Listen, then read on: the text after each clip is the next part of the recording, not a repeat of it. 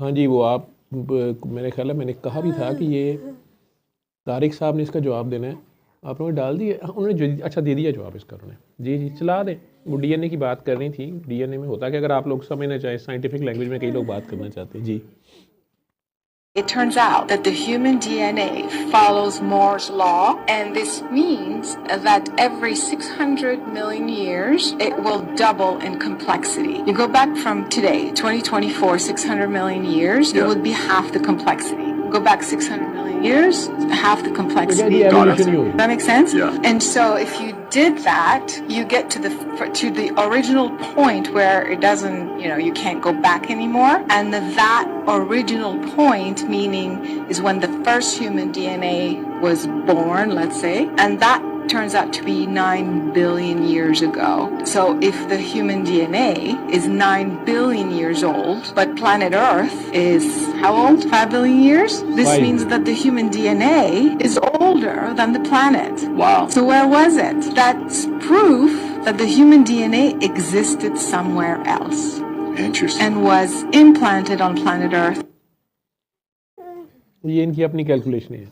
ठीक है, वो आप में से जिसने भेजा हो तो बड़ा एक्साइटेड था। देखें, वो मान रहे हैं कि इंसान कहीं और से इधर इम्प्लांट हुआ है, घुस बैठी है, इंसान कहीं और से आया है, पहले भी था। ठीक है, लेकिन वो साथ कह रहे हैं कि ये कॉम्प्लेक्स से कॉम्प्लेक्स होता जा रहा है। ठीक है, वो फिर आपको वो एवोल्यूशन भी माननी पड़ेगी, कल को कुछ और वो निकाल देंगे, फिर आपको वो भी मानना पड़ेगा। आपको अपने ईमान के लिए, कुरान के लिए इन चीज़ों के प्रूफ की ज़रूरत नहीं है। ये सारी की सारी हाइपोथेटिकल हैं ज़्यादा से ज़्यादा। आप एम ही खुश हो गए वो शुरू हो जाते, देखा ना जी ये निकला है वो निकला है। उसने जो कह दिया उसे बस मान जाएं। हाँ, आप गौर करें, साइंटिफिकली उस पर चलें, लेकिन जहाँ जैसे उसको ये कहते हुए मसला हो रहा है, लेकिन वो कह रही है that means human DNA was born. कहती लेट्स से चले मान लेते हैं कि ये पैदा हुआ, तो भाई वो किस में से पैदा हुआ? ਉਹਦੇ माँ प्यो का डीएनए कितों आया, या जिसने बनाया वो कौन है? फिर आप कहेंगे वो कहाँ से आया? ठीक है, और अगर सिर्फ एवोल्यूशन हुई जा रही है तो भाई 600 बिलियन ईयर के बाद या जितने मिलियन ईयर के बाद अगर इसमें कॉम्प्लेक्स हो जाता है और डबल हो जाता है, सारी बातें ठीक है। चलिए आप ऐसे अगर कहना चाह रहे हैं तो पहले तो आप कुछ और थे फिर। ठीक है, सो ज़मीन की, अर्थ प्लेनेट की तो आप साइंटिफिक एज निकाल रहे हैं 5 बिलियन ईयर या कह रहे हैं, और ह्यूमंस की उसके ऊपर वैसे जो आसार हैं आने के वो साइंटिफिकली उससे कम के हैं। लेकिन डीएनए वो बहुत पीछे है, तो उससे पहले वो कहीं और था। ठीक है, जो भी था, लेकिन इस तरह की बात अगर आप कहेंगे तो कल वो कुछ और कहेंगे, फिर आपको वो मानना पड़ेगा, चाहे वो आपके जो बिलीफ है उससे कंट्राडिक्ट भी कर रहा हो। ज़रा आंखें खोल के बैठो तो जी। फिर मैंने मना किया था, आपने कहा था नहीं मैंने करनी है धमाल, मैंने कहा था आपको कि ये नहीं होनी, इसमें कंट्रोल करना पड़ेगा। खैर जी, अगर ग्रैंड पेरेंट्स में किसी को बदुआ मिली हो कि तुम्हारी 7 नस्लें इसका खमियाजा भुगतेंगी, और तो फिर अब इसकी तलाफ़ी कैसे हो? क्योंकि ग्रैंड पेरेंट्स भी हयात नहीं है और जिनको बदुआ दी है वो भी हयात नहीं है, लेकिन आगे ये सफ़र कर रहे हैं। असल में ये इसलिए कहते हैं किसी की आह ना लेना। ये आपने कहा ना, किसी का दिल ना दुखाना। बाबी ने मुझे 2 ही बातें कही थी, किसी की आह ना लेना और सैयद का एहतराम करना। ठीक है, और सबसे इंपॉर्टेंट सैयद वो होता है जो आपको अल्लाह का रास्ता दिखाता है, जो आपको सिरा पकड़ाता है, जो आपको अल्लाह से जोड़ता है, जो आपको पहले बार उससे मुलाकात, उसके अंदर ना खामी देखनी होती है, ना उसको यस ही करना, उससे आगे नहीं जाने की कोशिश करनी चाहिए। ठीक है, वो उसके अलावा आले नबी औलाद अली तो है ही सैयद ना, वो उस रेफरेंस की इज़्ज़त करनी है। अगर वो उस दर्जे से गिर गया, बाबा जी को कई बार लोग आके शिकायतें लगाते थे, सदात के बच्चे मतलब काकियाँ काके मेरे साथ इस तरह किया। बाबा जी हम तो चुप, हमें समझ नहीं आती थी कि बिलाओ जी आज तो ये बड़ा मुश्किल सवाल आ गया, ये इतनी मुश्किल ऐसी गलत हरकतें भी कही होती। तो बाबा जी ने बड़े आराम से कहना, काका बाबा, सैयद एक कतरे का ही नहीं, एक किरदार का नाम है। तो अगर वो अपने दर्जे से गिर गया है और किरदार वो शिमर का निभा रहा है या कौम यहूद का निभा रहा है, वो यूसुफ के साथ ही उसी घर में पल रहा है ना, वो नहीं है, वो यूसुफ के भाइयों वाला किरदार अदा कर रहा है, तो वो दर्जे से गिर गया। ठीक है, बस सादी सी बात कर, उसे फिर समझ आती थी, कहती इस रेफरेंस की इज़्ज़त करनी है। बाकी वो कैरेक्टर अब जो निभा रहा है, शरीयत उस पर भी लगेगी। सरकार जब कह गए हैं कि वो चोरी करेगा तो उसके भी हाथ कटेगा, आपका भी कटेगा। लॉ, जैसे वो काकी को मैं कहता था तू पास इसलिए नहीं हो रही कि तूने फेल बहुत किए। अब मुझे कहाँ से पता था? मुझे अपने आप से पता था ना, मैंने बड़े फेल किए हुए थे। मैं भी इसकी तरह बड़ा परफेक्शनिस्ट टाइप अस्पताल के बड़ों से लेकर छोटों तक की जान अजाब की होती थी काम की। लेबॉर्ट्री तक चले जाना, ये लैब रिपोर्ट पे नाम क्यों गलत है, इसमें ये क्या डिजिट डाला, तुम्हें पता है मरीज़ मर जाएगा, तुमने ये पोटेशियम क्या लिखा है, ये है वो है। लेकिन ये है कि पता नहीं, मुझे नहीं पता, मेरे जो लोग थे मेरे साथ, मैं ये कोई अपनी तारीफ़ें नहीं कर रहा, मैं तो बता रहा हूँ कि मैं कैसा था। लोग मुझे पागल या सिनकी भी, शायद मेरा नहीं ख्याल कि मेरी कंपनी इंजॉय करते होंगे या मेरे साथ रहना चाहते होंगे, लेकिन आई थिंक अगर आपको उस ज़माने का इत्तेफाक हॉस्पिटल की लैब के लड़के, उसमें ज़्यादातर जॉनसन होता था, क्रिश्चियंस थे, बड़े अच्छे लड़के थे, बहुत अच्छा परफॉर्म करते थे। अगर उनमें से कोई आ गया, और वो इस बात पे मेरी बड़ी इज्जत करते थे, अल्ट्रासाउंड एको वाले रिजवान साहब होते थे, आई डोंट नो, अपने एको और अल्ट्रासाउंड दोनों करते थे। मैंने उनसे जाके आर्ग्यू शुरू कर देना, सर ऐसे था वैसे था और आपने ये लिखा। वो उनके पास बड़ा रश होता था, अल्ट्रासाउंड बड़ी अच्छी करते थे। उन्होंने कई बार कहना, यार मैं फंसा हुआ था। वसीम साहब तो बहुत ही लिहाज, उनका रीनल ट्रांसफर तो इवनिंग पे होते थे, वसीम करीम साहब, उनकी तो मूवमेंट मैंने कोई ना कोई गलती में सारा दा पिता निकले है, उन्होंने कहा यार प्रिंटेड पेपर है, अब मैंने उस पर ठहर जा यार तो वो मैं था परफेक्शनिस्ट टाइप, लेकिन शायद उन लोगों को हार्ट बर्न तो होता ही होगा।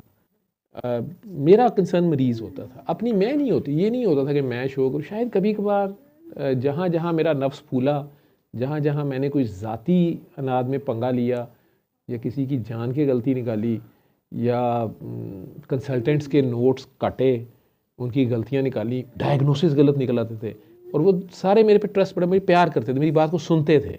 क्लिनिक से उन्होंने मरीज़ दाखिल किया हुआ है, 2-3 दिन से वो मरीज़ देख रहे हैं, और वो दाखिल अब उन्होंने कर लिया, पेशेंट डिरेट किया। मैं कहा यार सर आपने तो ये छोड़ा, ये नहीं है, बात करने की भी तमीज़ नहीं थी किस तरह बात करनी है।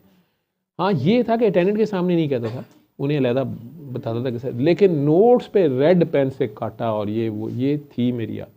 और मुझे फिर मौज़म साहब मेरे बहुत अच्छे टीचर थे, very humble person, Mauzam Beg Mirza साहब, बल्कि मेरे लिए एक एसेट है। उन्होंने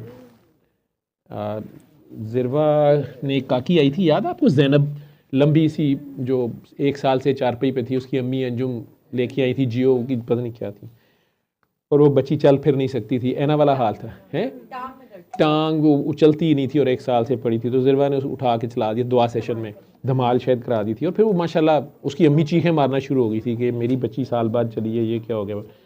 तो वो ख़ुद भी उनके कुछ प्रॉब्लम्स थे, और मौज़म बेग साहब की वो पुरानी कहीं पेशेंट है, मुझे नहीं पता था। तो मैंने अपने ये देखें वैलेट में जहाँ पे मेरे कार्ड वार्ड्स पड़े होते हैं, उससे मैंने अपने उस्ताद का या सीनियर का वही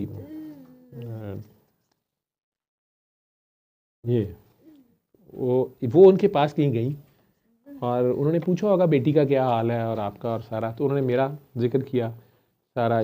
तो सर मुझे बता रही थी कल, बल्कि कहीं मेरे ख्याल उनकी बेटी दूसरी की शादी हुई, बेटा हुआ है शायद, मिठाई भी पचाती फिर रही थी, मैं डांट लगा दी, कहीं और ही पचा गई। खैर वो ये 2018 में, यानी 6 साल से मेरे पर्स में है। ये नहीं बस, मैंने जो टीचर का है उनकी हैंड राइटिंग है, मैं पहचानता था।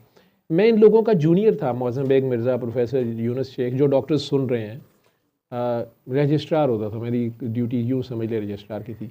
मेरा क्राइटेरिया ये था कि मेरे लिए ये बेइज्जती की बात थी कि हालांकि प्राइवेट हॉस्पिटल था और उनके प्राइवेट पेशेंट्स होते थे, कि मेरे लिए ये बेइज्जती की बात थी कि मेरे होते हुए मैं ऑन कॉल हूँ और मेरे कंसल्टेंट को घर से आना पड़े या कॉल लेनी पड़े, और ये कभी नहीं हुआ था।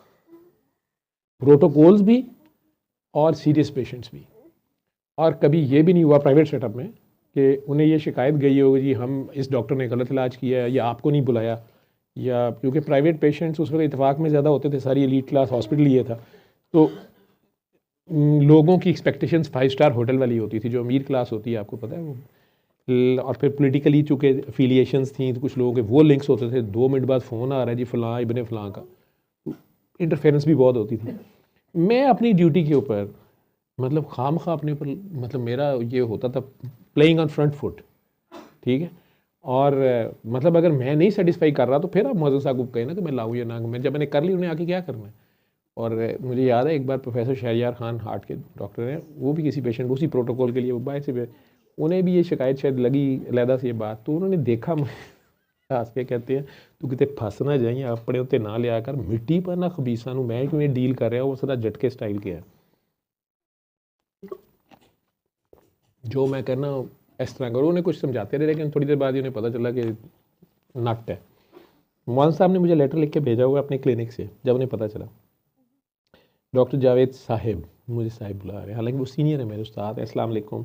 ज़ैनब मदर, मिसेस अतर, उनका आगे नाम लिखा है। Zainab's mother is happy that you spiritually successfully treated her daughter. I am proud of you. तो आपके उस्ताद के इस तरह की फ़िक्रे आ जाए, ठीक है। And always have had very thoughtful feelings for you. May you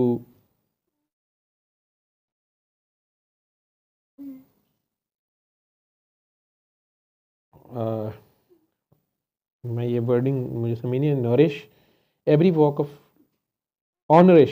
walk of life and thereafter. To serve humanity is a great virtue you always had. Allah be with you always. Ameen. With prayers. Muazzam Baig Mirza. Stamp, उन्होंने फिर stamp लगाई हुई अपनी, ठीक है, sign करके। तो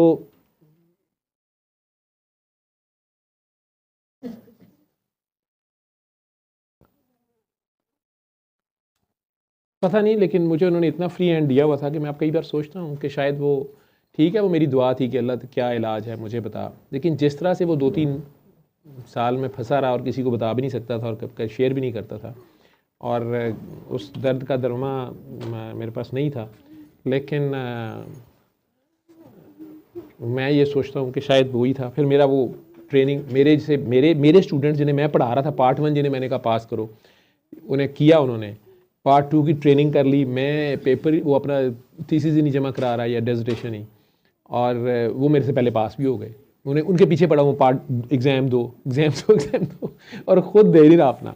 और तो वो सारी नोट्स शायद अपने हाथ से बंधी हुई थी। जितना परफेक्शनिस्ट बनता था तो मुझे भी एग्ज़ाम में फिर परफेक्शन के हिसाब से देखा गया। और मुझे आज तक याद है कि एक लॉन्ग केस था मेरा, लाहौर में वाइवा था जो पहला, मैं इतना ओवर कॉन्फिडेंट था, या जो डॉक्टर्स समझते हैं, जो आप में से डॉक्टर्स हैं, लॉन्ग केस में मुझे फ़ेल किया उन्होंने। जो मेरे एग्ज़ामिनर थे, नाम नहीं मैं उनके लूँगा, वो पिंडी के बड़े स्ट्रिक्ट एग्ज़ामिनर थे, आर्मी के ब्रिगेडियर थे और बड़े स्ट्रिक्ट होते थे। वो दोनों टीचर्स थे और लोगों की जान भी उनसे जाती थी, लेकिन मैं तो नाम शाम सुनता ही नहीं था, कौन सा एग्ज़ामिनर कौन से। मैंने कहा मैं तो पेशेंट देखना मेरा स्टाइल ही ये था। तो रिटर्न पहली गो में पास हुआ था। शॉर्ट केसेस मुझे लग रहा था मैंने फड़का दिए हैं, रह गया था लॉन्ग केस। और मुझे याद है कि वो बाबा ऑलरेडी शर्ट उतार के ना बैठा हुआ था। पेशेंट भी कई बार ना पुट ऑफ हो जाता है, वो मतलब सुबह से आया होता है, उस पर पेशेंट डॉक्टर्स एग्जामिन कर रहे होते हैं, कई बार वो भी कोऑपरेटिव नहीं होता। अब उसमें शर्ट उतरवा के एग्जामिन करना था। उसकी शायद पहले भी 1-2 लोगों ने, या शॉर्ट केसेस में भी शायद था, तो वो ना तंग पड़ा, उसने शर्ट पहले ही उतार दी, उतार के और बेड की साइड पे टांगे लटका के बैठा हुआ। उन्होंने मुझे कहा कि बिल्कुल इसी तरह ने कहा कि gentleman you have 30 minutes, take history in examination.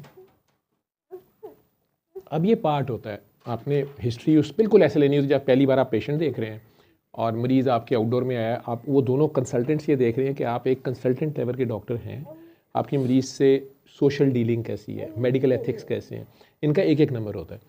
फिर उसके बाद अब आप उससे इंफॉर्मेशन कैसे एक्सट्रैक्ट कर रहे हैं, उसको कितना ईजी गोइंग जा रहे हैं, और आपकी थॉट की क्लैरिटी कितनी है। और बड़े ईजी मार्क्स होते हैं, ईजी गोइंग, 10 में से 6 नंबर लेने होते हैं, ठीक है। अब उनमें से 1 नंबर इस पे मिल जाता है कि बड़ा अच्छी तरह ग्रीट किया, जी मैं डॉक्टर जावेद हूँ। वैसे तो आप लोगों को कभी किसी बड़े से बड़े डॉक्टर ने नहीं कहा होगा अपने क्लिनिक पे, इमरजेंसी में, आउटडोर में, कभी डॉक्टरों ने कहा आपको कि अस्सलाम वालेकुम, मेरा उस दिन हमारी मैनर्स देखने वाले होते हैं, ठीक है। मैं आपको हाथ लगा लूँ, मैं आपकी शर्ट ऊपर कर दूँ, नहीं चले रहने दें, अच्छा। फिर साथ ही कहना है सर मुझे एक्सपोज करना पड़ेगा, मतलब मैंने दिखाना है कि एग्जामिनेशन असल में एक्सपोज करके करना है। अब उधर ही पता है कि लेडीज़ लटाई हुई है, पाकिस्तानी लेडीज़ है, उन्हें कहना स्वेटर दे उत्तू सुन जे सुनना ही थे, बल्कि इतों तो बहुता सुनना भी नहीं, तू ऐसे की करना थे, मार भी पड़ सकती है। ये सारी चीज़ें वो एक अलग बात है। तो गोरे हमें देखें तो ठीक ठाक जहाद हम करते हैं स्टेज से, कई शहजादे थे फिर लैदर जैकेट उत्तू भी सुन लेंगे ने। तो अब वो मैनर शैनर्स तो उसको 1 नंबर मिल ही जाता है। फिर उसके बाद आपने कैसे हिस्ट्री शुरू की, कि अगर वो भी आप ठीक जा रहे हैं 2 नंबर हो गए। अब आपने एग्जामिनेशन किया, उसको बार बार उठाया बैठाया नहीं, एक पूरे सीक्वेंस में आप ठीक जा रहे हैं।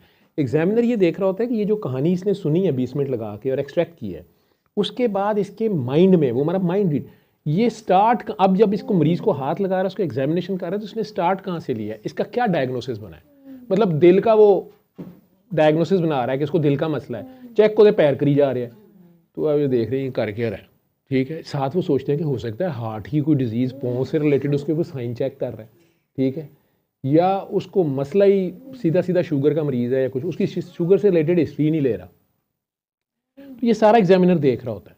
अगर वो आप एग्जामिनेशन भी अच्छा कर लें सारा, तो आप 3 से 4 नंबर ले चुके होते हैं। अब वाइवे में आपने 2 या 3 नंबर और खींचने होते हैं, उसमें भी आप कहते हैं आधे घंटे के बाद वो कहते हैं कि ओके डॉक्टर साहब टाइम इज़ अप, आपने हिस्ट्रियाँ ले ली, एग्जामिन कर लिया है, अब वो कहते हैं कि डॉक्टर साहब प्रेजेंट योर केस। अब आपकी प्रेजेंटेशन कैसी है, आप एक लॉजिकल, एक मेथोडिकल वे से, असल में आप एक कंसल्टेंट को, अब आप एक पहेली, जो आप में डॉक्टर बैठे हुए गाइड जो कर रहे हो पोस्ट ग्रेजुएशन, असल में आपने ये समझना है कि वो एक अच्छे डॉक्टर हैं, वो स्पेशलिस्ट बनना चाहते हैं, आप उन्हें एक पहेली बताने लगे हैं, वो बूझने पे तैयार हैं, लेकिन आपका मकसद ये नहीं होना चाहिए कि मैंने इसे पहेली बूझने नहीं देनी, आपने असल में उनको अपने तरीके से बताना है कि वो भी सोच रहे हैं कि इसने क्या सोचा है, या उन्हें तो पता ही है मरीज़ क्या है, लेकिन बहरहाल आप अगर एक मेथोडिकल उन्हें कह रहे हैं कि जनाब ये सुबह उठा, इसने टूथब्रश पकड़ने की कोशिश की, इसे पकड़ा नहीं गया, ठीक है, बेड से उठने की कोशिश की, उठा नहीं गया, एक साइड से गिर गया, ये वो एक ये है। असल में सर इसने ना रात को जो है ना लंबी फिल्म देखी तो ठंडे पकौड़े खा लिए, वो उसने बीच में सुनाया था, वो तुसी तो नहीं सुनना सी ना। अब वो दोनों एक दूसरे को देख रहे हैं, ठीक है, तो हिस्ट्री किधर जा रही है। लेकिन अगर आप वो मेथोडिकली हिस्ट्री दे रहे हैं, आपने अपना टर बोला है, उसने कहा अच्छा आपका क्या डायग्नोसिस है, और आपने जो फाइंडिंग्स पिक किए हैं, इसका जिगर बड़ा हुआ है जी, इसकी छाती में ये आवाज़ें आ रही हैं, इसके दिल के वैल्व लीक हैं, जो भी मुआयना किया है, इसके फलान जोड़ ख़राब है, जिल्द के ऊपर ये जो निशान है ये लग रहा है, और वो कहता है फाइनल कंक्लूजन, तुम्हारे ख्याल में क्या क्या क्या हो सकता है, इसके कहते हैं डिफरेंशियल डायग्नोसिस, तुम्हारी नंबर 1 2 3 4, और ये भी मतलब उसमें भी आप एक लॉजिकल बात कर रहे हैं, ठीक है। अब वो कह रहे हैं डॉक्टर साहब सिर दर्द बहुत 10 साल से नहीं जा रही, बस डॉक्टर साहब जब भी ससुराल में जाके होती है, बेगम को छोड़ने जाऊँ तो उन्होंने कुछ कीता कराया, सेक्रेटरी की हिस्ट्री है। अब आपको ने पूछा जी डॉक्टर साहब क्या है, सर मेरा ख्याल, अब साइकी की आपने उसको 10 साल से नहीं ना मरा, आप पहला डायग्नोसिस दे रहे, सर इसको ब्रेन ट्यूमर है। मैंने अच्छा, बड़ा सुलझू किस्म का ब्रेन ट्यूमर है, 10 साल हो सकती है एक पॉसिबिलिटी, उसकी सजेस्टिव चीज़ें हो ना, आप पहले वो चीज़ें लाएंगे जो भी हैं, अगर आप वो सारा सही बोलते हैं तो 1 नंबर और मिल जाता है। अब 1 और 2 नंबर रह गया आपने, तो उसमें डिस्कशन शुरू होती है, आप 4 5 6 नंबर ले सकते हैं और इसमें ज़्यादा अच्छे परफॉर्म करके, लेकिन आप अगर वो डिस्कशन में भी चवले मारी जाएं, या वो पूछते हैं कि अच्छा अब इसका आप किन बेसिस पे डायग्नोसिस बना रहे हैं, जिन बेसिस, अच्छा चलो फिर इसके क्या टेस्ट कराओगे, अब आप कह रहे हैं सर इसको हार्ट अटैक है, इसको एंजाइना हो रहा है, तो वो सुनना चाह रहे हैं कि अब आप उसकी एंजियोग्राफी करेंगे, वही अच्छा तो क्या टेस्ट करेंगे, अब ये वो सर इसका सीटी ब्रेन भी कराना चाहिए, इसको चेस्ट में पेन तो हो रही है लेकिन मुझे लग रहा है कि इसको ना थोड़ा दिमागी मसला भी है, मैंने डॉक्टर साहब वो भी कर लेंगे, लेकिन फौरी टेस्ट, इसको दर्द हो रही है, सांस खराब है, बार बार हो रहा है, गिरा है, सर इसके ना ECG कराएंगे, चलो ECG है। तो ये सारी डिस्कशन चल रही होती है, आप कितना सही गलत हैं, 6 नंबर लेने होते हैं। तो लेकिन वो 30 मिनट आपने मरीज़ देखा भी हुआ हो, आपको अचानक पता चला ये तो मेरा ही मरीज़ बैठा हुआ है, कुछ भी हो सकता है, कई बार लड़कों ने देखा होता है पेशेंट, आपने वो 30 मिनट पूरा उसको एक बिल्कुल इस तरह करना है कि नया पेशेंट आपको नहीं पता और आपने उसका पूरा ड्रामा करना है। असी बड़े ईमानदार डॉक्टर साहब तरह हाजी बगलोल, देखा मैंने नहीं हुआ था, लेकिन जो मेरा एक्सपीरियंस था, मेरा खुदा को मैंने मरीज़ नहीं देखा हुआ था। और दूसरा ये कि जब एक सिस्टम जो फॉलो करना है आपने, तो उसको फॉलो करें, और आप ओवर स्मार्ट ना हो। मेरे से पहले लड़के हमदर्दियाँ कर रहे कि तेरा तो आ गया उधे अगे, मुझे पता ही नहीं उनका क्या मसला क्या नहीं मसला। उन्होंने ग्रीट तो बड़ा अच्छी तरह किया, आपको पता है आर्मी वाले तो बड़ी सुलह सफाई से बात करते, मतलब मैनर्स होते हैं उनकी, अंग्रेजी शंग्रेजी, और वो लगता नहीं है कि ये क्या करेंगे आपके साथ। मैं चौड़ हो गया, उन्होंने इतना कहा, उन्होंने सिर्फ एक थोड़ा सा फिक्र एक्स्ट्रा बोल दिया ना, और ये ऐसे मुझे देख रहे हैं ना, मेरा कॉन्फिडेंस ये देख रहे हैं, वो एग्जामिनर को ये भी इंप्रेशन पड़ता है कि इन्हें कल मरीज़ देखा है, ये फ़लाँ वार्ड में इसने देखा हुआ है, इसको खुद ही पता है या मैं ड्रामे कर रही है, इस तरह कॉन्फिडेंट कैसे है। कई बार ये भी मसला पैरल डिपेंड करता है पर्सन टू पर्सन। मुझे उसमें गोरे एग्जामिनर एक दोस्त की बात, बड़ी अच्छी बात याद है कि मैं कहीं एग्ज़ाम ले रहा तो उसने कहा, यार we are not trying to find what he don't know, we are trying to find what he knows, is he a safe doctor और नॉट, दैट्स इट। ठीक है, तू अपनी डॉक्टरी ना विच पा के इनू की नहीं आता। हमारे एग्जामिनर्स का ये मसला होता है कि इनू की नहीं आता, पता करो इसका ये भी नहीं आता, यार उसको ज़रूरी आता है कि नहीं आता, अफलातून तो कोई भी नहीं होता। खैर उन्होंने मुझे कहा कि यू हैव 30 minutes पर history taking an examination and then we will have a viva. मैं कहा कि सर थैंक यू। मैं बेड के पास खड़ा और उसको देख रहा हूँ। उन्होंने बैठते बैठते इतना क्या, दूसरे एग्जामिनर्स आ गए, कहते I think 30 minutes is more than enough. उन्होंने इस तरह करके कहा, शायद वो कैश था क्या था, क्योंकि पेशेंट साहब ने शर्ट उतारी हुई थी, अब उसके यहाँ पे एक टाँके का निशान था, यहाँ पे कुछ चेपियाँ लगी हुई थी, एक आंख उसकी यूं थी, ठीक है, जिस्म उसकी सूखा सड़ा था, उसके जिस्म के लग रहा था कि ये बेचारा कोई फाका कश है या बहुत ही बीमार है लंबी देर से, पसलियाँ उसकी निकली हुई हैं, बाबा बैठा हुआ है और ऐसे उसने बैठा हुआ है और इधर से ये नाखून भी उसका टोटल ऑरेंज हुआ हुआ है, जैसे उसने ना कोई नेल पॉलिश लगाई हुई है। अब मैंने उसे देख के ना उनके सामने ही बड़ा उसकी आंख को थोड़ा सा ऐसे ही करके, ठीक, और टॉर्च निकाली, उसकी आंखों में मारी। मैंने कहा sir even sir more than enough. उन्होंने कहा था I think 30 minutes sir enough. अब ये मुझे नहीं बोलना चाहिए था, मुझे अपना काम स्टार्ट करना था, बेल हो गई थी। उन्हें भी इतना रिलेटेड नहीं होना चाहिए था, लेकिन किस्मत या मुझे सबक अल्लाह ने सिखाना था, don't try to be over smart. Engine के अगे इंजन ना बनो। वो अपनी जगह के इंजन थे, कंसल्टेंट थे, प्रोफेसर थे, व्हाटएवर, एग्जामिनर थे। उन्होंने बैठते बैठते मुझे याद है, उन्होंने कहा oh okay then let's start now, what do you think what he is suffering from. मैं तो गया थे आ गया, क्योंकि मैंने देख लिया था पेशेंट, पहले नहीं देखा हुआ था, जो मेरा अपना क्लिनिकल नॉलेज पहले था उसकी बेसिस मैं कहा मैं पास हो गया। ये तो बड़ा अच्छा किया इन्होंने, मैंने तो हिस्ट्री थी। मैं कहा sir this gentleman is having, I just checked, he is having Horner syndrome right and he is badly cachectic, मतलब इसके बिल्कुल वेट लॉस हुआ है, इसके इधर से शायद प्लूरल बायोप्सी की गई है या चेस्ट ट्यूब डली रही है, शायद इसको पानी था इधर, या पैनकोस ट्यूमर है, इसको लंग का ट्यूमर है, और इसकी इस उंगली पे निकोटीन स्टेन नज़र आ रहे हैं, इसने बहुत सिगरेट पी हुई है, ओल्ड मैन है तो, और ये रेडियोथेरेपी के मार्क्स नज़र आ रहे हैं। तो ये जो वो लगे हुए थे स्टिकर्स, ठीक है, जहाँ पे उन्होंने रेडिएशन करनी होती है, वो भी एरिया ये था। तो मैं कहा this is most likely C A lung, metastatic C A lung, और बायोप्सी हुई भी है और पैनकोस ट्यूमर है लाइकली, इसकी ये नेक वेन्स एंगोज्ड हैं सारी, ये वो सारी, ये इसकी चेस्ट दिखा रही है, इसकी वेन्स एंगोज्ड है, एसवीसी ऑब्स्ट्रक्शन भी है। इतने ज़्यादा मैंने डायग्नोसिस बना दिया। मैंने अपने सुपरवाइजर यूनुस साहब और साहब को जब बताया तो मुझे कहते तू फेल किस तरह हो गया, मतलब उन्हें भी बहुत कॉन्फिडेंस थी। लेकिन मैंने बाद में जब उन्हें बताया ना कि वो उन्होंने कहा था कि I think 30 minutes of enough, तो मैंने कहा था मोर देन इनफ, तो सर पकड़ के बैठ गया। ठीक है, यूनुस साहब ने मुझे डांटा, वो डांट भी रहते होते थे। मैंने कहा तुम्हें किसने कहा था ये कहो, चुप करे काम करना था। वो ऑफेंड हो गया और उसने पता क्या समझा, तुमने यही बोला है। मैंने कहा सर मैंने ये बोला है। कहते फेल कैसे किया उसने। मैं कहा सर उसने फिर सीए लंग में कैंसर, लंग के कैंसर का वो चीज़ें पूछी हैं जो शायद मुझे अभी भी नहीं आती। ना मैं रेडियोथेरेपी के फील्ड में काम किया है, कीमोथेरेपी मैंने खुद बहुत ज़्यादा नहीं लगाई हुई थी, उसके आगे से साइड इफ़ेक्ट्स उसमें लेटेस्ट। उन्होंने तो फिर मुझे, और उन्हें मिल गए 50 minutes, 55 मिनट, 30 मिनट का वाइवा होना था उस पेशेंट पे। उनको वो दूसरे एग्जामिनर ने थोड़ा हाथ थोला करने की कोशिश की। उन्होंने कहा if you want to examine और want to take the history, असी अपनी कॉन्फिडेंट खड़े। तो पहले 20-25 मिनट तो मैं उन्हें बड़ा लगा रहा कि बस अब मैं पास हो गया, लेकिन वो ज़ाती तौर पे उसको ले गए। और वो यूनुस साहब ने मुझे समझाया कि उसने ये समझ लिया था कि तुमने ये पेशेंट देखा हुआ है, उसने उसको नहीं देखा कि तुमने ये चीज़ें पिक की हैं, तुम्हारी ऑब्जर्वेशन इतनी अच्छी है और ये वो। So I learn a lesson of over confidence over there. और वाकई उन्होंने मुझे 2-3 नंबरों से फेल कर दिया, इसलिए कि आखिरी जो 5-10 मिनट का वाइवा था ना, 55 मिनट का या 50 मिनट का मेरा बेसिकली वाइवा, जो 30 मिनट का होना था, ठीक है, उसमें आखिरी 5-7 मिनट में ना, आपने अगर किसी बॉक्सर को आ रहे देखा ना, वो डिग भी नहीं रहा होंदा, दूजा मारी जा रहा होंदा, ठीक है। तो आखिरी 5 मिनट में उनके हर सवाल का मैंने जो जवाब दिया वो था sorry sir, sorry sir, sorry sir, लेकिन उन्होंने सॉरी नहीं मानी, ठीक है। वो बहरहाल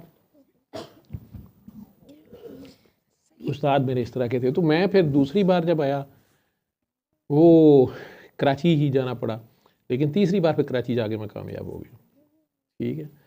लेकिन टाइम लगा और मैंने फिर ये समझा कि मैंने भी बड़ों को फेल किया हुआ है। मैं बड़ा strict examiner, teacher, senior, administrator, whatever था, तो मैं लोगों की खामियां पकड़ता था, फिर उन्हें क्रिटिसाइज़ करता था, उन्हें ठीक करना चाहता था चाहे, लेकिन मेरा स्टाइल ठीक नहीं था। वो भी मैंने रियलाइज़ किया कि मैं उनको असल में मरीज़ के ऊपर जो निगलेक्ट होता था ना, वो मेरे से बर्दाश्त नहीं होता था। मुझे कहीं मेरे अपने ज़ाती दोस्त ने कहा, उसने कहा यार तेरे फुफी दा मुंडा लगता है, तू इनू ज़ाती बना लेना, ना तेरा प्राइवेट पेशेंट है, ना अस्पतालों ने हमें कोई एक्स्ट्रा पैसे देने हैं, तुझे क्या मसला पड़ा हुआ है। 3 दिन से सारों ने देखा किसी ने मिस किया, तूने अगर पकड़ लिया ये, तो क्या सारों को जलील करने लगा हुआ है। मैंने कहा नहीं, ये दोबारा मिस नहीं होना चाहिए, उसने इतना सफ़र किया, ये किया, वो किया। लेकिन जाहिर बात है किसी को उसकी गलती बताएं तो उसे बुरा लगता है। मुझे बस ये होता था कि ये आइंदा ना करें, मरीज़ के ऊपर ये ना हो। और अपना भी नफ्स शायद फूलता होगा, अपने आप को भी होता कि मैंने गलती पकड़ ली, फलाने ने नहीं पकड़ी। फिर सबसे ज़्यादा बड़ी बदतमीज़ी के रेड पेन से क्रॉस करता था, फिर उस पर नोट्स लिखता था, वो सारों को नज़र आते थे। फिर कॉमन रूम में बैठ के सबके सामने बात करता था, उसको कहता था, सबको सिखाना भी चाहता था, अपनी तरफ से क्वेश्चंस करता था। उसके साथ ये बात करता था कि यार अगर पेशेंट को ये हो तो तुम क्या सोचोगे। अगर उसने कहना कि ये हो, तो मैंने कहा तुमने बेड 3 के ऊपर फिर इसके ऊपर देखा ही नहीं उसको क्या है। वो कई बार तो उसने कहना कि वो अच्छा उसमें ये थे, मैंने ये मिस किया, वो वाली लैब मुझे नहीं पता। या कई बार उसने कहना मेरा दिमाग नहीं, कई बार उसने अड़ जाना। ख़वातीन तो रो पड़ती थी, पता नहीं किसी खातून की बददुआ से तीसरी बार रो भी पड़ी कई ख़वातीन। कुछ छोड़ता नहीं था मैं, वो बात वो रगड़ता रहता था कि क्यों उस मरीज़ पे ऐसे हुआ है। तो वो बड़ा अच्छा परफॉर्म करते थे उसके बाद, और कंसल्टेंट्स ने मुझे फ्री हैंड दिया होता था। वो अपने बच्चों की, यूनुस साहब का भी बेटा मेरे अंडर था, मौसा की बेटी मेरे अंडर थी, वो उनकी बात नहीं सुनते थे। मुझे नहीं पता घर जाके शायद सुनते हो, लेकिन मेरे सामने सवाल ही पैदा नहीं होता। मैंने उन्हें कहा ये इसने ये किया है, उन्होंने कहा ठीक है। वो यूनुस साहब के बेटे ने एक बार अंदर आके कहा पापा, उन्होंने कहा केड़ा पापा, पापा मैं घर होता हूँ, आई एम डॉक्टर यूनुस। ये साथ call me doctor Yunus here, साथ थोड़ा सा मुझे मेरे ख्याल उन्होंने उसको कहा तुम्हें पता नहीं खबीस बैठा हुआ। तो मैं बस ऐसा था, अब नहीं हूँ, लेकिन लोग अभी भी ऐसे ही समझते हैं। तलाफी का उन्होंने पूछा हुआ था क्या कि इसकी तलाफी आप कैसे करें कि जिन्होंने बदुआ दी है वो भी फौत हो गए हैं। भुगतो जिन अच्छा दस ना दे पिया अच्छा कि भाई अगले ने जो रगड़ा लगाया है, अगले का फायर भी निकल गया है ना, हाँ जी ठीक है। अब तलाफी करनी है तो सदका खैरात ज़्यादा करें। जिनसे ज़्यादती हुई थी उनके को जो वो तो मर गए हैं, उनके होते सोते या उनके नाम पे चैरिटी करके उन्हें स्वाब भेजें। एक और फार्मूला, उनकी चुगलियां करें। जब आप चुगलियां करेंगे तो आपकी नेकियां उन्हें जाएंगी, उनके गुनाह आपको मिलेंगे, वो शायद लाइट हो जाए। लेकिन ये भी हो सकता है वो कहेंगे नहीं अदल होगा और अवैश होगा, तो उठेगी करो। फिर नेकियां भी गईयां, उन्होंने गुनाह भी थोड़े खाते आ गए, माफ़ी फेर मिली। वो गन पॉइंट पे तो नहीं है ना कि अगला आपको कर दे। तो इसलिए आ लेना, इसका हाल ही है। बाकी भुगतें, डीएनए उनसे दा करना है। वो कोई वक्त का सैयद को हो, कई बार सैयद काकी की शादी आपकी तरफ कर दी या काकी आपके घर भेजी जाती है, आप उसकी कदर करते हैं या नहीं करते हैं, लेकिन आगे फिर आपकी वो म्यूटेशंस रुक सकती हैं, सारा कुछ। अगर आप फिर कदर करें, टेस्ट वही होगा ना, सप्ली आएगी आपकी, ठीक है, सप्लीमेंट्री एग्जाम आएगा एक नए तरीके से। अब फिर कोई उसी तरह आएगा और वो साइल होगा या आपका मोहसिन होगा, आप फिर मोहसिन को ठुडा मार देंगे, या तो मोहसिन खुशी करेंगे या साइल की हद तक कर देंगे, किसी का फिर दिल दुखा देंगे, आप फिर उसी सिचुएशन में आएंगे जो आपके बड़े ने की थी। अब आप फिर पास होते हैं कि नहीं, ठीक है। ये अल्लाह वाले जो होते हैं इस तरह पास करते हैं। वो क्या नाम है उनका, मुझे आईडी के नाम से हैं शायद फेसबुक पे, वो कहानी सुनाते, उनके मुर्शद जो थे, वो उनके जो मुर्शद थे ज़िया साहब के दौर में, ये ब्यूरोक्रेट हैं बहुत बड़े, वो एक बार कहानी सुना रहे थे, अल्लाह नोज़, वो बता रहे हैं कि उनके मुर्शद जो थे वो भी आर्मी में थे, सीनियर पोस्ट पे।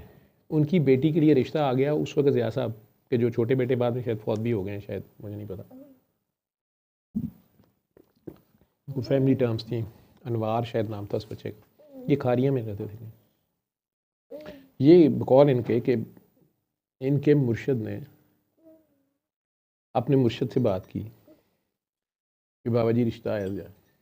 अब ये मुर्शद इस किस्म के होते हैं कि मेरी बेटी का रिश्ता आया है, सदर पाकिस्तान की बेटी, चीफ मार्शल एडमिनिस्ट्रेटर की, और बेटे का। उन्होंने कहा कि वो जो तुम्हारे घर में कुक है सैयद फलां, उन्होंने कहा जी जी, बेटी के कनेड में पढ़ रही थी मास्टर्स, तो उसके साथ शादी कर लो, कुक के साथ। उन्होंने कर दी। ये बड़े खौफनाक टेस्ट होते हैं और मुश्किल सिचुएशन होती है, लेकिन आपको पता नहीं होता कि अल्लाह वाला कर क्या रहा है, वो कहाँ देख रहा है, किस एंगल से देख रहा है, आपको किस चीज़ की माफ़ी मिल रही है।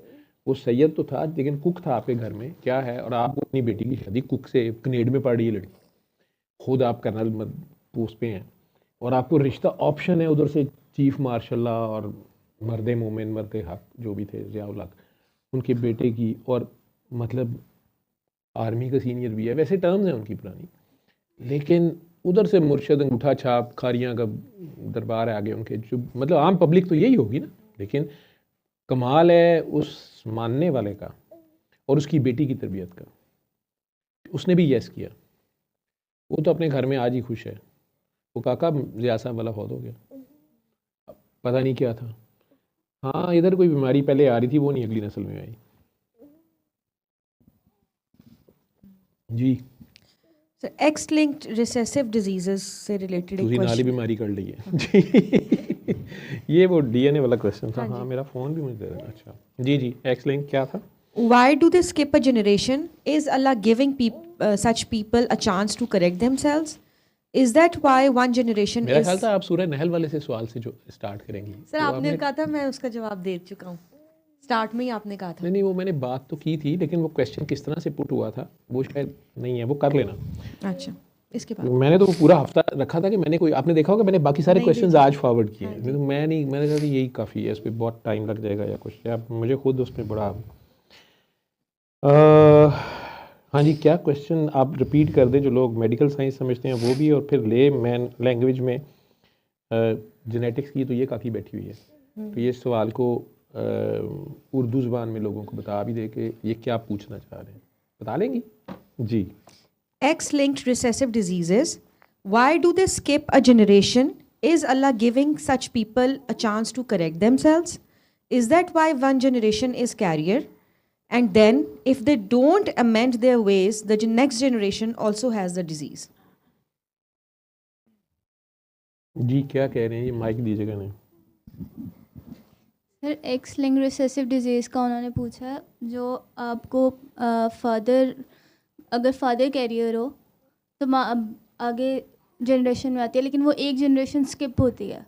फादर कैरियर हो और अगर मदर कैरियर हो, रिसेसिव है ना, तो कोई एक एक्स भी अगर होगा तो दोनों में से तो कोई दोनों एक में से कोई एक भी हो, ये लेकिन कहना। बाप के केस में उसके पास क्योंकि है ही एक ही एक्स, तो उसके ज़्यादा चांसेस है कि अगर बाप में हो तो भी आएगी, अगर माँ का एक एक्स बाप है में अगर हो तो ज़्यादा आएगी चांसेस क्यों है? बाप की तरफ से बेटी को आएगी, अगर बेटी हुई एक ही तो। एक्स है ना, हाँ, तो बेटी को आएगी ना, बेटी तो को अगर आएगी। बेटा हुआ तो बेटे बाप पे की नहीं तरफ होगा, से- लेकिन बेटा कैरियर हो सकता है अगर माँ का भी एक्स है। वो अभी छोड़ दें, अभी बाप के पास था, आपने पहले कहना एक पॉसिबिलिटी, बाप के पास एक एक्स है, ठीक है, वो तो उसने देना ही लड़की को है, अगर लड़की होगी, ठीक है, तो उसके पास वाई के ऊपर तो कोई जीन्स नहीं। अच्छा, वाई पे बीमारियां क्यों नहीं होती हैं? सिर्फ वाई पे कम है। क्यों, क्या है वाई पे, कौन सी बीमारी?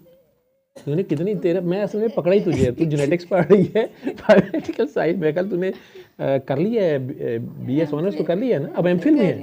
हाँ, और किस में कर रही है, क्या फील्ड है? बायोटेक्नोलॉजी। बायोटेक्नोलॉजी में, उसमें जेनेटिक्स पढ़ रहे हो ना? हाँ जी, हाँ, पढ़ लिया। माइक्रोबायोलॉजी जेनेटिक्स पढ़ रहे हो? हाँ, तो जी, तो वाई पे कौन कौन सी बीमारियाँ होती हैं? वाई क्रोमोसोम मर्दों के सेल के अंदर, औरतों के सेल के अंदर सिर्फ 2 एक्स क्रोमोसोम होते हैं।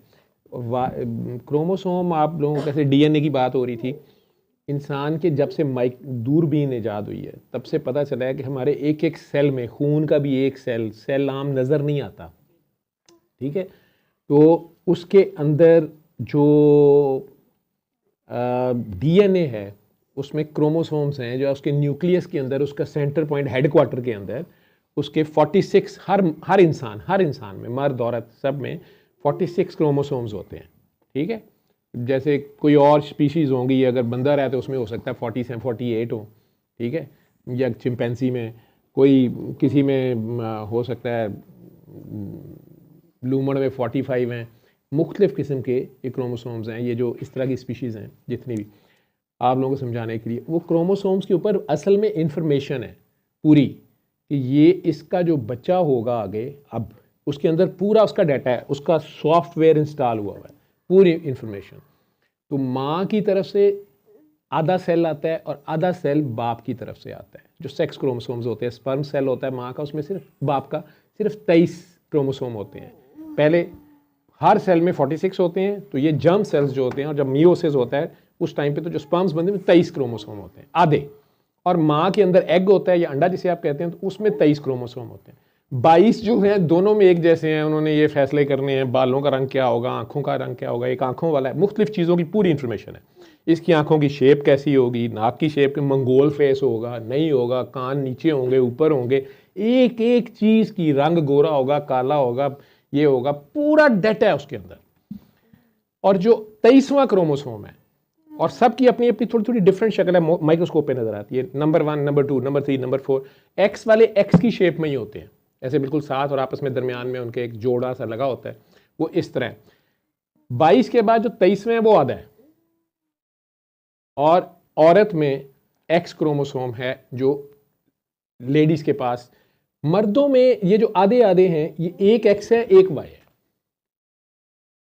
अगर अगले बच्चे को वाई चला गया, माँ की तरफ से तो आना ही एक्स है, उसमें दोनों एक्स हैं, आधे आधे हुए, एक एक्स उधर चला गया एक एक्स चला गया, 23 क्रोमोसोम। वो 23 वाला एक आया एग, और इधर से बाप साहब का स्पर्म आया, उसमें वाई है या एक्स है। तो अगर उसे एक्स मिल गया तो ये जो जेंडर डिसाइड हो रहा है बाप की तरफ से हो रहा होता है, ये औरत का कसूर नहीं होता। अब वो वाई अगर आके मिल गया तो लड़का बन जाएगा। और अगर बाप की तरफ से भी एक्स आया, क्योंकि उसके पास एक एक्स और एक वाई था, औरत के पास है ही 2 एक्स हैं, ठीक है। अगर औरत की तरफ से तो आना ही एक्स है, मर्द की तरफ से भी अगर सिर्फ एक एक्स आ गया तो फिर बेटी पैदा होगी। और अगर दरमियान में से थोड़ा सा भी गायब हो गया एक्स और 0, तो फिर इन बिटवीन हो जाएगा। या एक्स एक्स वाई, कुछ सेल्स ऐसे होते हैं उसमें वो डिवीजन नहीं फाइनल होती, या दोनों आ जाते हैं एक्स भी और वाई भी किसी वजह से, तो उन्हें आप कहते हैं इन बिटवीन या यूनिक्स जिन्हें कहते हैं। पैदाइशी एम्बिगस जेनिटेलिया, वो मर्द औरत दोनों ही मिक्स लग रहा है। ट्रांसजेंडर्स नहीं, ट्रांसजेंडर और टर्म है। ट्रांसजेंडर्स वो लोग हैं जो ज़हनी तौर पे अपने को कह रहे हैं कि जी मैं गलत जिस्म च आ गया, मैं तो औरत हूँ, ये मर्द के जिस्म में क्यों डाल के दी, मेरा बॉडी सर्जरी करके चेंज कर दें। या मैं तो जी मर्द फील करता हूँ, ये मेरी बॉडी चेंज करें, मुझे मर्द बना दें। ये वो यहाँ पे है मसला, ये अलग चीज़ है। ये बर्थ पे फैसला, माँ के पेट में फैसला हो रहा है। अब ये एक्स और वाई के ऊपर कोई खराबी आ जाए उस इंफॉर्मेशन में, डाटा करप्ट हो जाए, उसे हम कहते हैं म्यूटेशन। वो जीन्स होती है ना, तेरी जीन्स ही खराब है, ठीक है, वो ये पहनने वाली जीन्स नहीं है, वो जीन्स हैं, उसका इंफॉर्मेशन जिनके अंदर सारी है डिफरेंट। एक एक चीज़ की तफसील है, इसकी ये उंगली बड़ी होगी कि छोटी होगी, इसके अब्बे की अंगूठे के साथ की उंगली बड़ी थी, इसकी भी बड़ी होगी, इसके बाल कैसे होंगे, इसके नाना जी का गंज था, इसका भी गंज ही होएगा। तो ये सारी इंफॉर्मेशन पीछे से आ रही है। उसमें कहीं डाटा करप्ट हो गया तो उसे हम कहते हैं जी जीन्स में म्यूटेशन हो गई है। वो बच्चा पैदाइशी बहरा हो सकता है। वो जो कानों वाली जीन्स थी 22 जो हैं उनमें से किसी में, उसमें कहीं खराबी आ गई है। इसमें ये वर्ड यूज़ कर रही है रिसेसिव और डोमिनेंट, ठीक है। तो चूँकि एक्स के 2 पार्ट्स हैं, उसमें से एक साइड ख़राब होती है, 50-50% दोनों का हिस्सा है। ख़राब वाली भी आ गई, अब्बे की तरफ से सही वाली आ गई, ठीक, मिल के 46 बन गए ना, इंसान बनना शुरू हो गया 23 और उसके बाद अब वो डबल होता जाएगा, फिर 46 ही होते जाएंगे जब भी डबल होंगे। उसके मियोसिस और माइटोसिस का प्रोसेस है, अगर आपने पढ़ा हो याद होगा। तो खुद मुझे नहीं याद, अब तो बूढ़े होने लगे हैं और इस टॉपिक से भागते ही हैं। लेकिन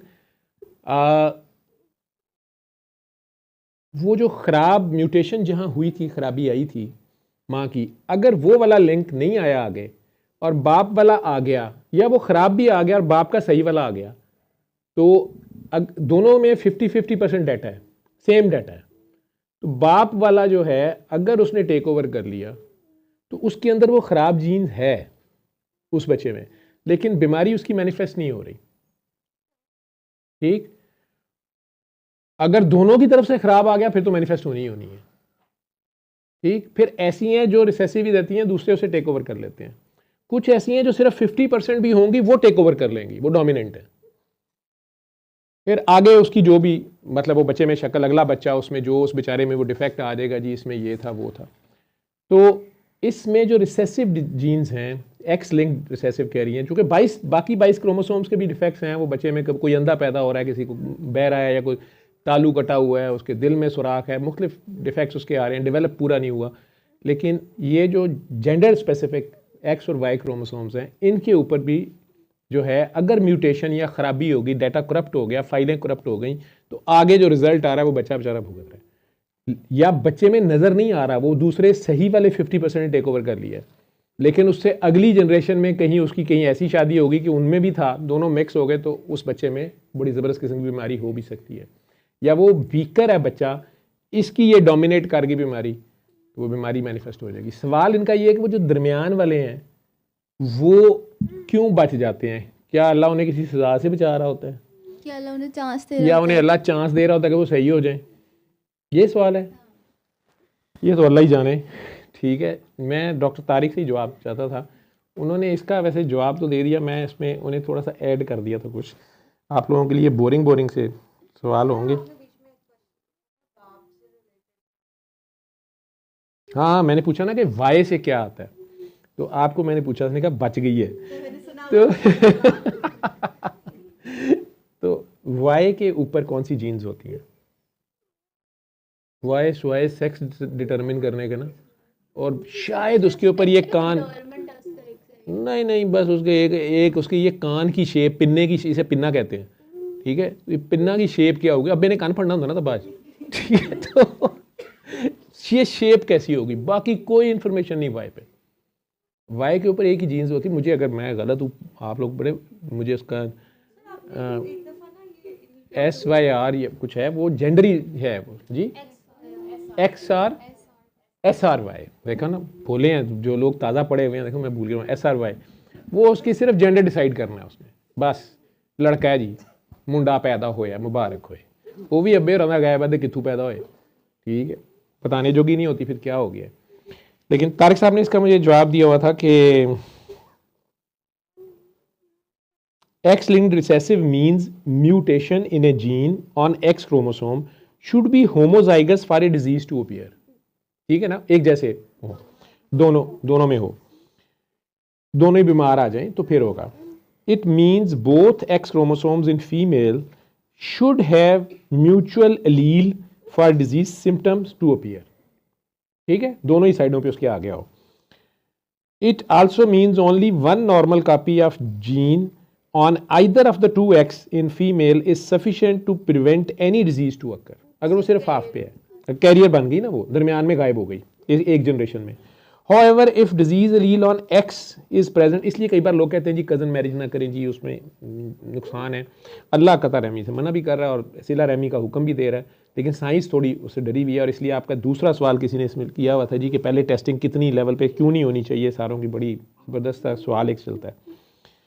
आपको भी बताया गया होगा या किया होगा कि जाहिल लोग मुल्ला यहाँ पे ये लोग करते ही नहीं है, होनी चाहिए, ये वो होती है ना डिस्कशन क्लास में। हमारी टीचर ने कहा था कि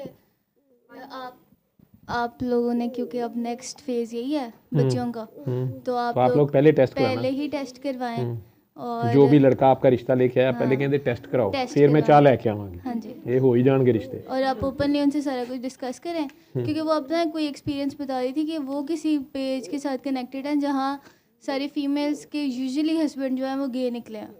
गे निकले हैं? हाँ। वो कैसे टेस्ट होगा? नहीं वो, लेकिन वो उनको एग्जाम्पल दे रही थी कि ऐसे भी होता है। सिर्फ वो जो कहते हैं कि we feel like something else, तो वो उसकी एग्जांपल में कह रही थी कि और आप ये हीमोफीलिया, थैलेसीमिया, ये सारा उसमें डिटेक्ट हो जाएगा, और एक तो कज़न मैरिज तो बिल्कुल भी नहीं करनी। मेरे पास भी इस तरह का एक केस है जो मैं 2 दिन से सो नहीं सकी, मैं बता नहीं सकती हूँ। उसमें ये वाले जो है मुझे फिर वो थोड़ा पोस्टपोन करना पड़ा कि उसमें जैसे वो वाइफ स्वैपिंग वाला, ये मैंने पहली दफ़ा सुना है, बाकी चीज़ें तो मैंने। हाँ, वो नाम ना लीजिएगा और यहाँ ना बोलिएगा क्योंकि पेशेंट प्राइवेसी है, नाम ना ले देना। आपको फ्लो में आप जब बोलते हैं, स्टूडेंट है या पेशेंट है आपके पास या कुलीग है? स्टूडेंट है और वाइफ स्वैपिंग के देखो ना, तो वो ये सारी आगे से इखलाकियात की बातें हैं। ठीक, दे रहे माइक। अच्छा जी सर, मेरा भी सवाल था कि कि कज़न्स मैरिज में मेरे ना दाद को साइड पे कज़न्स में बहुत शादियां हुई हैं और बहुत गूंगे बहरे कज़न्स हैं मेरे। तो ये कज़न मैरिज का होता है रिजल्ट ये? हाँ जी, कज़न मैरिज का इस तरह हो सकता है ना कि अगर आपके ददिहाल में तो सैयद हैं और सब कज़न्स में ही हुई हुई हैं और उनके जो बच्चे जो मेरे कज़न्स हैं वो सब हाँ, मोस्टली इस तो तरह हैं। उसमें अगर वही बात आ गई कि वो गलती म्यूटेशन अब ये डाल देंगे अल्लाह पे कि अल्लाह वल्लू जी गूंगा बहरा पैदा हुआ है, अल्लाह की तरफ से वो अमानत रख दी गई आपके अंदर।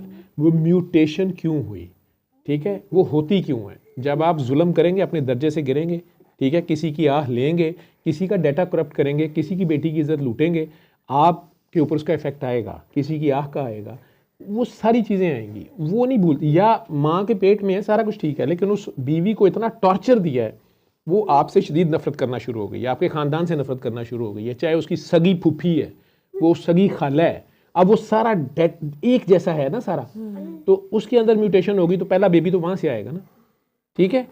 और उधर से दूसरी साइड पे भी वो बटा सटा हुआ है जी, आपस में वो भी बदला ले रहे हैं, वो भी यही कुछ कर रहे हैं, तो उसकी भी ड्यूरिंग प्रेगनेंसी वो जो 9 महीने हैं वहाँ से अगर म्यूटेशन हो गई, अब इनके बच्चे आगे जब शादियाँ होंगी तो ये मसले आने वो ज़्यादा बढ़ते जाएंगे आपस में। कर्ज और सैयद हजरात, आपकी दुआ बड़ी लगती है लेकिन आपकी बददुआ भी बड़ी लगती है, एक दूसरे को फायदा लगेगी। और अगर आपस में एक दूसरे को बददुआएं दे रहे हैं, ठीक है, लगती तो उनकी बड़ी चल, मैंने कहा ना रिएक्ट नहीं करना, ठीक है। तो अल्लाह कह रहा है कि मैंने तुम्हें कौसर अता की, पाकी अता कर दी है, लेकिन कुर्बानी देता रहे और नमाज कायम रख, फिर तेरा दुश्मन बेनामो निशान होगा। यहाँ पे अल्लाह का कलाम इसलिए पढ़ा जा रहा होता है कि मेरी मर्जी का रिजल्ट आए, मेरा मुंडा पैदा होए तो ऐदा ज़ाया हो जाए, यहाँ तो ये तक हो रहा होता है, ठीक है। वो दुआ कम है, बददुआ ज़्यादा है, कुरान से ज़्यादा उसको मंत्र की तरह इस्तेमाल कर रहे हैं, ठीक है। सास बहू नंद एक कमरे में नहीं बैठ सकती, कहती है मेरे से कुछ कर दिया, तीनों ने तस्वीरें पकड़ी हुई हैं, तीनों रेडिएट कर रही हैं और तीनों की टेंशन गलत है, ठीक है। तो आप सादात हैं, मैं आप लोग रिस्पेक्टेबल हैं मेरे लिए, लेकिन अगर वो चोरी कर रहा है तो उसका भी हाथ कट रहा है ना, ठीक है, उसके यहाँ भी लूला बच्चा पैदा हो सकता है। अगर वो अपने खामद की चोरी कर रही है या खामद अपनी बीवी की इमानत में खयानत कर रहा है, समझ रहे हो, तो रिजल्ट्स आएंगे, ठीक। वाइफ स्वैपिंग हो रही है, एक ही बीवी है और 3 भाई साहब उसके ऊपर अगर ऐसी हरकतें कर रहे हैं, कुछ भी हो सकता है ना। या आपने वैसे जुल्म कर दिया, नौकरानियों पे कर दिया किसी और, सरकार का तो ये शेवा नहीं है या मौला अली का तो ये नहीं है, ठीक है। तो आंखें तो आएंगी ना, उन्हें तो नहीं रोक सकते आप, आपकी गुड डीड्स चली जाएंगी, आपने जुल्म कमा लिया, किसी से कुछ कर लिया, उसकी याद तो नहीं रोक सकते। आपने किसी की बीवी बेटी जलील कर दी, किसी का इज्जत लूट ली, ठीक है, उसके बाद आप कैसे वो उसका एक बेटा डॉक्टर बना, ठीक है, और 20 साल बाद उस डॉक्टर के आगे आप अपनी बेटी लिटा के कह रहे थे कि डॉक्टर साहब ध्यान से देखें ना, किसी को समझ नहीं आ रही, तो कह रहे जी मैं एक्सपोज करना पड़ेगा। जी डॉक्टर साहब कर लें, आप तो डॉक्टर हैं। और आपको पता नहीं होता कि कभी आपने इसकी माँ या इसकी फूफी को आपने नंगा किया था और ज़बरदस्ती किया था और गन पॉइंट पे किया था और बहतान भी लगाया था और इल्ज़ाम भी लगाया था और उल्टा उसी को कह दिया था कि ये नीच ज़ात कमीनी नौकरानी एमी मेरे पे इल्ज़ाम लगा रही है। लेने के देने पड़, ये निज़ाम है, ये सिस्टम है, बैलेंस उसने क्रिएट किया हुआ है, जोड़े में हर चीज़ बनाई हुई है ना, वो रेसिप्रोकेट होती जाएगी, ठीक है। वो कज़न मैरिज नहीं, वो पहली बार। हाँ, अब ये फैमिली अगर आपस में शादियां करेगी तो वो प्रोबेबिलिटीज़ बढ़ती जाएंगी ना। फिर वहाँ पे अगर ये मसला आ गया है, म्यूटेशंस हो गई हैं, ठीक है, और आपस में माफ़ भी नहीं कर रहे, आपस में कंपनसेट भी नहीं कर रहे, अभी तक वो दुश्मनियाँ चल रही हैं, तो वो आगे से आगे नफरत चलती जा रही है। Getting my point. अगर कोई सैयद बीच में निकला है, कई बार सैयदों में एक सैयद होता है ना, जो वक्त का सैयद होता है या उस घर का सैयद होता है, उसने सेक्रीफाइस किया होता है। वो काकी कोई ऐसी होती है जो उस पूरे घर के लिए दुआएं कर रही होती है, उनसे जलील होकर उनके घर में नौकरानी बन के, वो भी सादात में सी होती है, लेकिन वो उनके लिए दुआएं कर रही होती है, सारी मलबा गलतियां सब अपने ऊपर ले रही होती है, या अपने बच्चों की खातिर वो जलील हो रही होती है उस घर में, ठीक है, सेक्रीफाइस करिए, कोई नहीं मैंने वापस नहीं जाना, मेरा बाप बूढ़ा है, ये हो जाएगा, वो अपने बच्चों की खातिर लगी हुई है, उसकी आहें तो नहीं रोक सकते आप। या उसके बच्चे बड़े हो गए ये सब फील करेंगे तो उनकी आहें नहीं रोक सकते आप। और फिर उनके आपस में जब बच्चों की शादी होंगी तो वो बदले लेंगे अपनी माँ के, समझ रहे हो। वो थॉट प्रोसेस पे वो सारा करप्ट हो जाएगा ना। थॉट में प्यार आना था, खुदा को देखते रहना था, कुर्बानी देनी थी, ठीक है। अम्मा तो दे गई, बच्चे नहीं देने पे तैयार, क्योंकि उनमें भी आपका खून है, तो वो तो अपनी माँ का बदला लेंगे और आप कहेंगे अब हम तुम्हें बताते हैं, तो वो कहानी इधर को चले जाती है। लेकिन सॉरी टू से ये मेरे ख्यालात हैं, ये आपके सामने बहुत से सवालों के जवाब मिल गए हैं ना जी। ये सवाल तो मैं साइंटिफिक इसका आंसर दे रहा था कि आज तो बाकी सारे बोर हो रहे होंगे कि डॉक्टर पढ़ गए। खैर, so however if disease allele on X is present in males, अगर मेल के एक्स पे है, they will show disease because they are in no second, there is no second X in the male. ठीक है, why there is skipping, और दरमियान में skipping, जो एक जनरेशन आप कह रहे हो स्किपिंग हो रही है।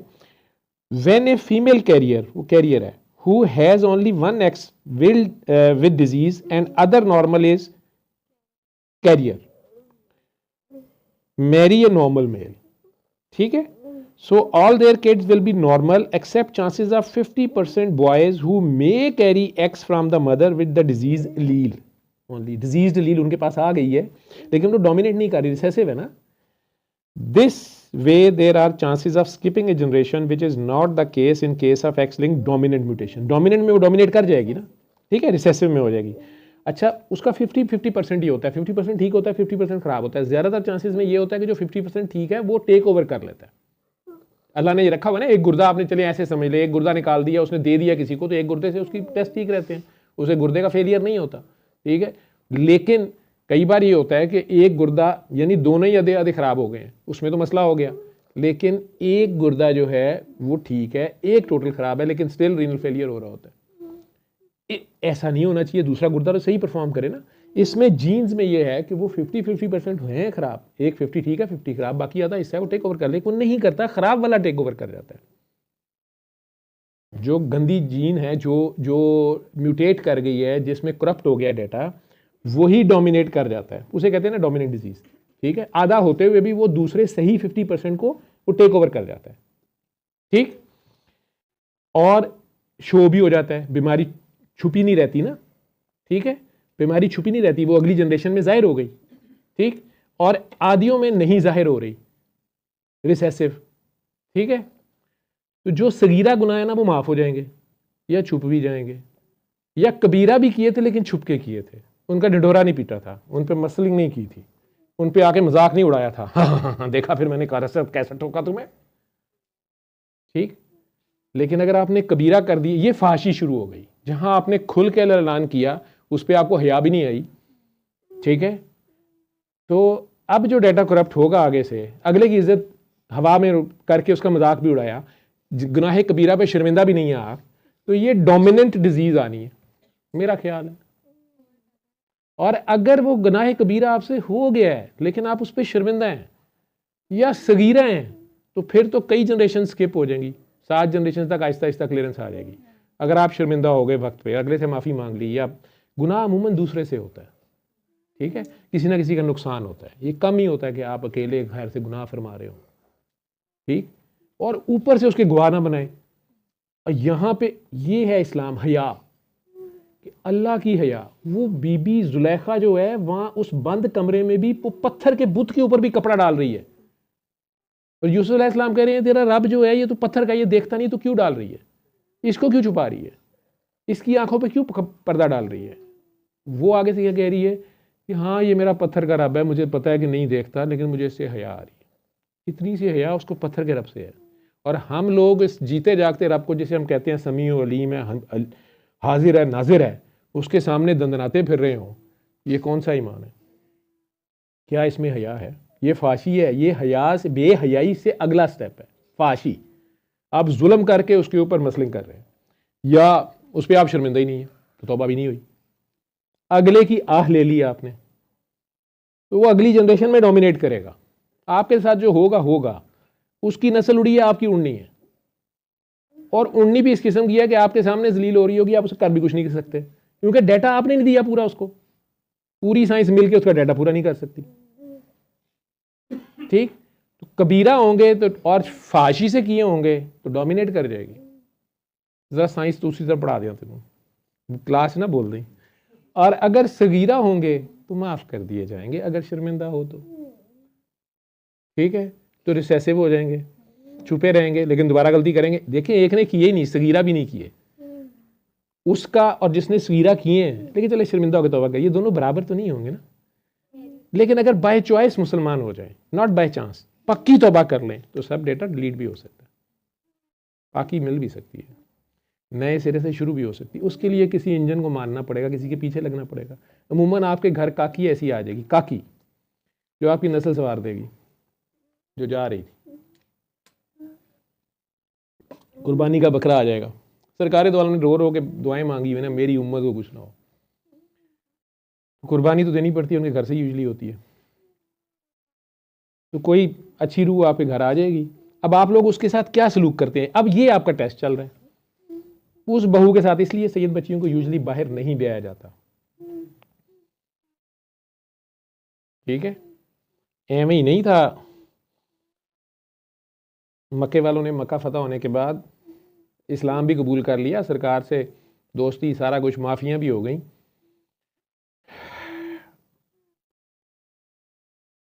अबू सुफियान और हिंद की बेटी, अबू सुफियान खुशी से, बहुत अमीर थे वो मक्का के ताजर, वो खुशी से हज़रत अली को दे रहे थे रिश्ता, और हज़रत अली शायद एक्सेप्ट कर लेते। नबी करीम सल्लल्लाहु अलैहि वसल्लम को बीवी पाक फातिमा ने बता दिया। सरकार, एग्जैक्ट वाक़या आप लोग पढ़ लीजिएगा। ये जो वाक़या है, ये इसमें सरकार ने कह दिया, उन्होंने कहा कि फातिमा मेरे जिगर का टुकड़ा है, और जिसने फातिमा को तकलीफ़ दी उसने मुझे तकलीफ़ दी। हज़रत अली बाज आ गए। लेकिन वो क्यों अपनी बेटी देना चाह रहे थे, हज़रत अली को क्यों देना चाह रहे थे? और ये भी शायद लफ्ज़ कोट है, मुझे नहीं पता ये हदीस कितनी अथेंटिक है, लेकिन मेरा ख्याल है ये अथेंटिक हदीस है कि मेरी बेटी और मेरे दुश्मन की बेटी एक घर में कैसे रह सकती है। हालांकि माफ़ कर चुके हैं, मौला अली ने नहीं की शादी, लेकिन वो क्यों देना चाह रहे थे? और उसके बाद वो सादात की बच्चियों से लेना चाह रहे थे रिश्ते। ये वो बातें डिस्कस नहीं होती, करने की फ़ायदा नहीं है। लेकिन आज भी तो सादात की बच्ची की बाहर शादी मजबूरी में की जाती है, मैंने ये देखा है। अगर ना हो उनका रिश्ता, वो करते हैं, लेकिन अगर ना हो रिश्ता उसके बराबर, तो फिर वो किसी ऐसे घर में करते हैं जो सादात की कम से कम तकरीम जानता है, उस रेफरेंस को जानता है। लेकिन अमूमन जब नहीं किया जाता तो आगे बच्चे एबनॉर्मल पैदा होते हैं। ये मेरी ऑब्जर्वेशन है, फतवा नहीं है, ये मेरी ऑब्जर्वेशन है, मैंने देखा है। ठुड्डा मार दिया। इसलिए मैं कहता हूँ नाम भी ध्यान से पुकारा करें। कुछ नाम स्पेशल हैं अल्लाह ने, जैसे अल्लाह की तरफ से हैं। ये हज़रत याह्या का नाम अल्लाह कह रहा है कुरान में, वो किसी का नाम नहीं था, मैंने रखा। सरकार का नाम उसने रखा। मौला हसन हुसैन का नाम, सीधा बेटी का नाम फातिमा रख दिया, और साथ ही उसको गालियाँ देना शुरू कर दें जब गुस्सा चढ़ गया आपको, उसका नाम ले लेके। नहीं, आप दुआ फातिमा कर लें, गुले फातिमा, नूर फातिमा, नूर को आप कर लें कुछ। लेकिन ये सारे नामों का ध्यान रखें आप क्या कर रहे हैं। शान अली कर लें तो आप शान, एहसान अली कर लें, एहसान बुला लें। तो बी केयरफुल। कुछ नाम ऐसे हैं उसमें आपको ध्यान से बोलना होता है। या सदात बच्ची को ले आए, गुस्सा हुआ, लड़ाई हुई, वो तेरे वड्डे भी तेरे पिछले भी हैं जिसान। इधर पंजाबी में तो बड़ा आसान है। अब उसे पता है कि ये अगर वो सैयद बच्ची है तो ये किधर पीछे किधर जा रही है बात। You have to be very careful. मुश्किल सा काम है ना, वो खामद की वैसे डोमिनेंस है, खामद कोई दर्जा अल्लाह ने फजीलत रखी है ऊपर, वो बीवी के नीचे। हमारे कल्चर में तो वैसे ही बड़ा मुश्किल है उसके लिए। इस रेफरेंस की भी इज्जत करें। जिस तरह यतीम बच्ची जो है उसके बारे में नहीं कहा गया कि उसके ऊपर आप सौतन ना लाएं, उससे इंसाफ करने की कोशिश करें आपको। या कोई ऐसी बच्ची है जो बिल्कुल आप समझें कि अल्लाह मियाँ ने उसको काका दिया इसलिए इस तरह का ना, किड्डी डाडी काकी है, बड़ी खामोशी से उसने खुदा से कोई गिला नहीं किया। पली किसी के घर है, पली किसी के घर है, पोसी किसी ने है, पली पोसी, शिकवा उसके पास नहीं है। लेकिन उसकी दोस्ती किसके साथ है, बातें किनके साथ करती थी, ये नहीं ना उसने बताया। तो जिनके साथ ये डायरेक्ट थी, एक होते हैं उनके माँ बाप नहीं है, यतीम है वो, उनके तो आका और मौला सरकार हैं, फाइलें उनके पास पड़ी हैं, फट उधर जाके शिकायत लगा दी। एक वो हैं जिनके जिंदा भी हैं, जिंदा को सब्र करना बहुत मुश्किल होता है, ठीक है। जिस तरह वो पिछली बार आप बच्ची की बात कर रहे थे, वो किसी ने आके दुआ कराई थी बाहर से कि मुझे, मेरी कोई हमसाई है, उन्होंने कहा कि उनका बच्चा गुमा हुआ है, पुरानी फ्रेंड की, अब्दुल्ला, तो 6 साल से वो माँ इंतज़ार कर रही है। ये दर्द बहुत पेनफुल है। उसके सामने मर जाता, उसको इतला आ जाती, उसको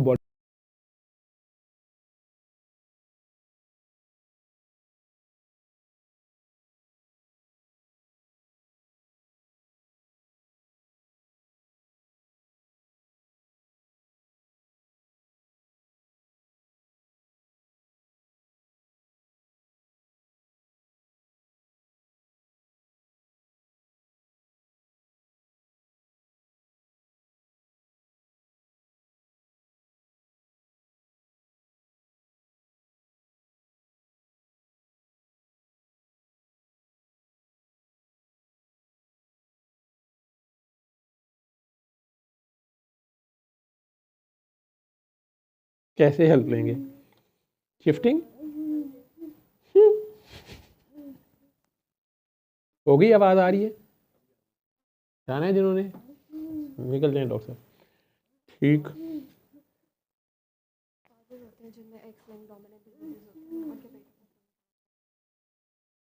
वो भी हो जाएगा, सारा कुछ हो जाएगा ना। बाप में एक्सलिंग कितों आ गया बेटे बेटे में कैसे आएगा? भाई बेटे में इसलिए नहीं आएगा, बेटे के पास एक्स है ही नहीं बाप का। तो बेटा बनने के लिए वाई जरूरी है, एक्स नहीं ना ले सकता वो। हाँ, बेटी में आ रही है ना। बेटी का कोई रोल है ना, बेटी का कोई काकी कमाना कोई आसान है, पैरां जन्नत लेनी आसान है। रोल भी देखो, सानू उत्थे भी मरवाओ ते जन्नत भी तुसी ले जाओ, तुहाडी जुत्ती दा नाम जन्नत है ते असीं धक्के खाने। नहीं, बेटी की जनरेशन से उसके बेटे को जा सकती है ना, बेटी की बेटे को, उसके बेटे को दुनिया में से डबल हिस्सा मिलेगा ना, लेकिन रूहानियत में नहीं मिल रहा उसको। रूहानियत काकी के पास है ज़्यादा, उसकी रूहानियत इसलिए नहीं मिल रही, काकी स्ट्रांग है, वो जन्नत अपने पैरों में लेके बैठी हुई है। सारा डाटा काकी के पास है, काकी ने ट्रांसफर करना है। इसलिए तो कह रहा हूँ काकियाँ ताड़ो, काकियाँ ताड़ो, काकियाँ की ट्रेनिंग करो। काकी कायदे आज़म, मुझे अच्छी माएँ दो, मुझे अच्छी माएँ दो, मैं अच्छी कौम दे। काका कहे कि मुझे बीमारी दे दें, रूहानियत दे दें। ऐसे कोई काका एडा पागल नहीं है। सबसे बड़ी दुनिया में जो नेमत है ना, वो सेहत ही की। अल्लाह से सेहत मांगा करो, तंदुरुस्ती मांगा करो, ठीक है ना। काकियां नूं मरवाओ तुसी, डॉक्टर साहब तुसी अजे ब्याह ना करियो, तुहाडी मेहरबानी, ठीक है। आप वैसे भी नहीं, इन्हें बंदा फड़का देना पहले दिन, ऐसे ही इन्ने गुस्से ने। Anti Coca syndrome. इन्हें ड्राइव गाड़ी इसने तो नहीं चलानी, हाँ गड्डी ना चलाया किसी काके थले दे जे।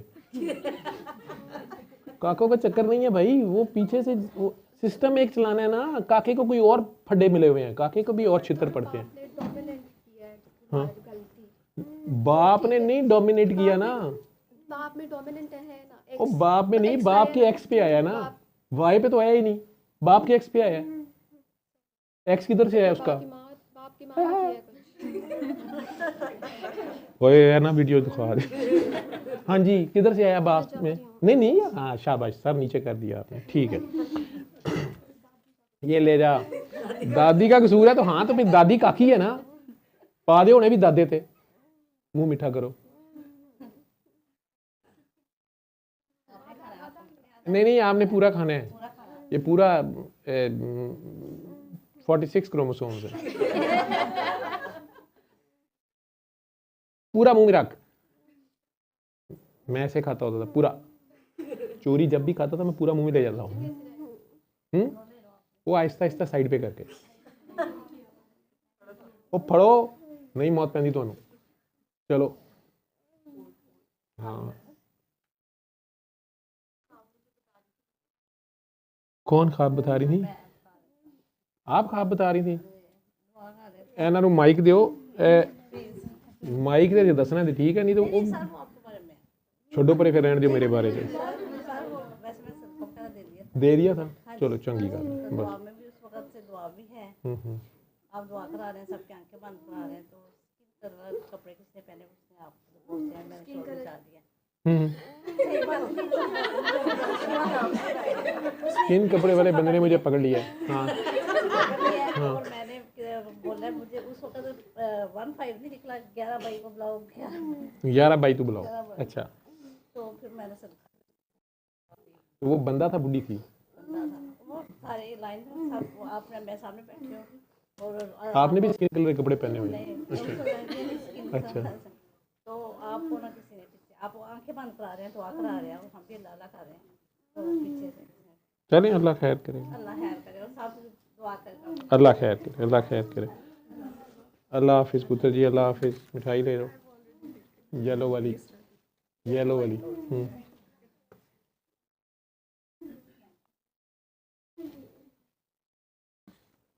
एक बर्फी ले।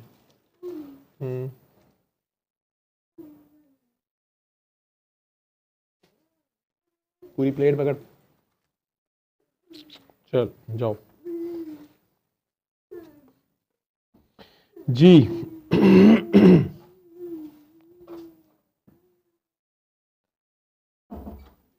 जहाँ तक मैंने सुनाया था आप लोग उसे पूरा ही नहीं करने देते तारिक साहब का जवाब. If disease allele on X is present in males they will show disease because there is no second X in males to dominate ना, तो एक्स कर जाएगा, उसका एक ही एक्स है उसके पास. why there is skipping when a female carrier who has only one X will with disease and other normal is a carrier basically, so marry a normal male, all their kids will be normal except chances of 50% boys who may carry X from their mother. ठीक है, और चूंकि वो एक ही X है तो उसमें वो रिसेसिव भी डिजीज मैनिफेस्ट कर देगी. अलील रिसेसिव है, डिजीज मैनिफेस्ट कर जाएगी, जैसे हीमोफीलिया वगैरह है.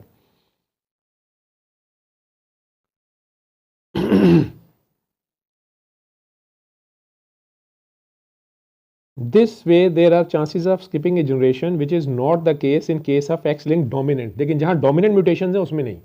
Scientifically we have 50% chances in males in a case described above, or in next generation of the cousins who will marry, this chance will increase. Hence after skipping, तौबा ही नहीं की ना उस जनरेशन ने, अगली ने भी नहीं की, और वही गलती कर रहे हैं. ठीक है, नफरत है बीमारी की जड़. ये मैं आज आप लोगों को दोबारा बता रहा हूँ कि वो नफरत से ये डाटा उड़ा होता है. वो आपस में एक दूसरे को, दोनों रिश्तेदार हैं ना सारे, तो एक दूसरे को माइनस करी जा रहे हैं. यूफोन और वारिद वालों ने मिलकर एक सिम बनाई है और दोनों अपने अपने राइट्स पे लड़ी जा रहे हैं और एक दूसरे का हक दे नहीं रहे. ठीक है, तो एक दूसरे का हक मार रहे हैं. ठीक, वो यूँ समझ लें कि उसके ख्याल के साथ उसका डाटा भी जुड़ा हुआ है और वो इफेक्ट आ रहा है उसके थॉट प्रोसेस का, उसकी प्रोटीन्स इफेक्ट हो रही हैं, यूँ समझ लें. Hence after skipping a generation disease will occur in the next generation. I can't answer and judge, it's Allah giving chance. वो कहते ये मैं नहीं कहता कि अल्लाह चांस दे रहा है कि नहीं. Only Allah is the one who decides what kind of babies will be born to our families. But I will never judge and speak on behalf of Allah. ठीक है, नेचुरल सिलेक्शन इसे कहते हैं. Natural selection हो रही है बीच में, अल्लाह वल्लों ही वो नहीं भी हुई आई है और आ भी सकती है, 50% चांसेस हैं. ठीक है, तो अगर तो वो वाली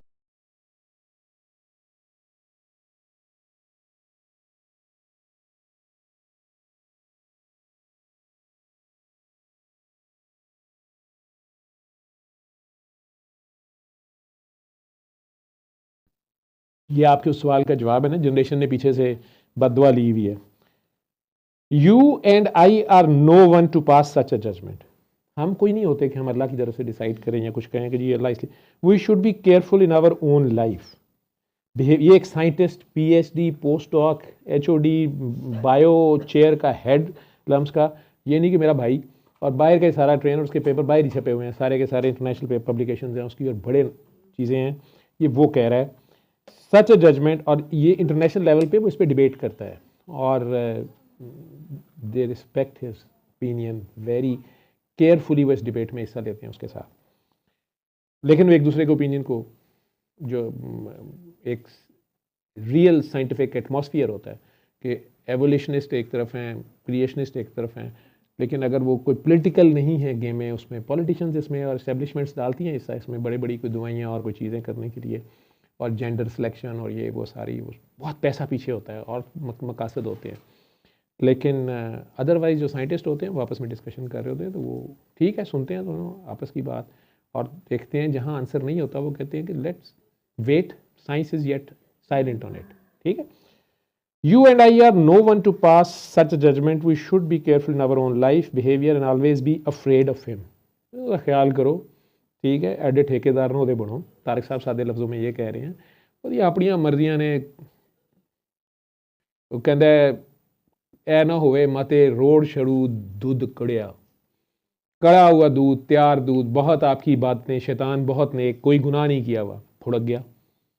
ठीक, और आदम अलैहिस्सलाम ने कोई डीड की नहीं हुई, उसने उसे सीट पे बिठा दिया. ये उसकी मर्जी है, आप कौन होते हैं जज करने वाले. वो अशरफुल मखलूकात कह रहा है, अभी उन्होंने किया ही कुछ नहीं.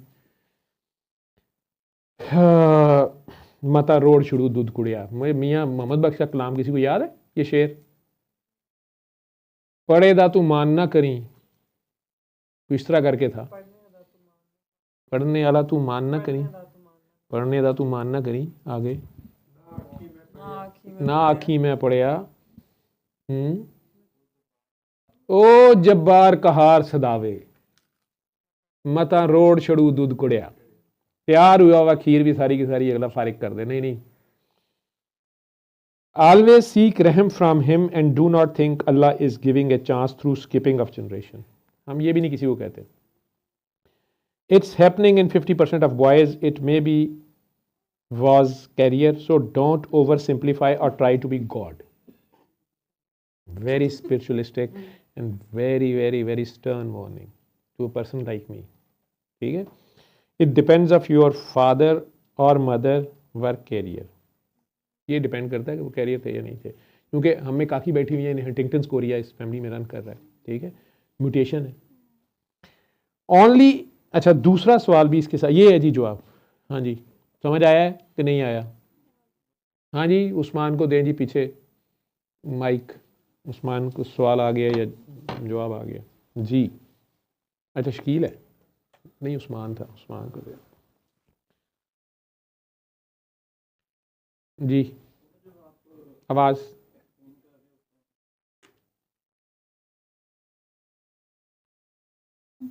अक्सर आपसे ना जब सुना है कि जब इसी किस्म के केसेस जब आप एक्सप्लेन कर रहे होते हैं तो आपने बताया था कि जो इनहेरिटेंस क्योंकि आगे ट्रांसफ़र होती है तो इसलिए उन बच्चों को जो है वो देना पड़ता है, उसका जो है वो बड़ों की गलती का हिसाब देना पड़ता है उन्हें. तो इस केस में ये जो अभी इनहेरिटेंस का केस हुआ है तो सिर्फ और सिर्फ जो है वो इफेक्ट हो रहे हैं. नहीं, आपको समझ नहीं आई, फीमेल ज़्यादा इफेक्ट होती हैं. नहीं, वो तो रिसेसिव केस है ना, उनको तो पता भी नहीं चलता कि हम कैरियर हैं. तो वो उनकी औलाद में अगर आगे आ गया तो माँ को तकलीफ थोड़ी होती है. मैं डिस्कस कर रहा हूँ हाँ. कि सिर्फ इफेक्ट तो सिर्फ उनका जो है वो सिर्फ हो रहे हैं ना, और नहीं, मेल फीमेल्स में भी है ये डिजीज, सिर्फ इसी में नहीं है. ये सिर्फ एक जो एक्स लिंक डिजीज है ना, उसका उन्होंने सवाल किया हुआ है. ये जो बाकी 22 क्रोमोसोम्स है ना ऑटोसोमल, उनमें भी डिफेक्ट्स आ रहे हैं और वो भी आगे पास हो रहे हैं. जी जी, ठीक है, उसमें भी डोमिनेंट रिसेसिव हैं. ठीक, लेकिन उसमें एक्स और वाई का चक्कर नहीं है, वो ऐसा ही सारी की सारी में आ रहा है. ठीक है, गूंगे मेरे माँ बाप थे, यूजली वो शादियाँ फिर आपस में भी कई बार करते हैं, आपने देखा हो गूंगे मेरे. ठीक, लेकिन कई बार उनका एक बच्चा सुनने वाला होता है. वो प्रोबेबिलिटी जो है ना, 4 प्रोबेबिलिटीज जो बनती हैं, एक्स और वाई, वाई और एक्स, और उससे किस किस तरह मिल रहा है वो, और कौन से जो हाफ उसका ख़राब था वो डोमिनेंट था या रिसेसिव था, कौन सा वाला आ गया जो दूसरे ऑटोसोम्स हैं उसमें जो चीज़ें ये बन रही हैं. ठीक है, सोमा जो बन रहे हैं जी. ये चीज़ें जो हैं वो अगर वो डोमिनेंट आया तो फिर आएगा, वो चाहे मर्द हो चाहे औरत हो.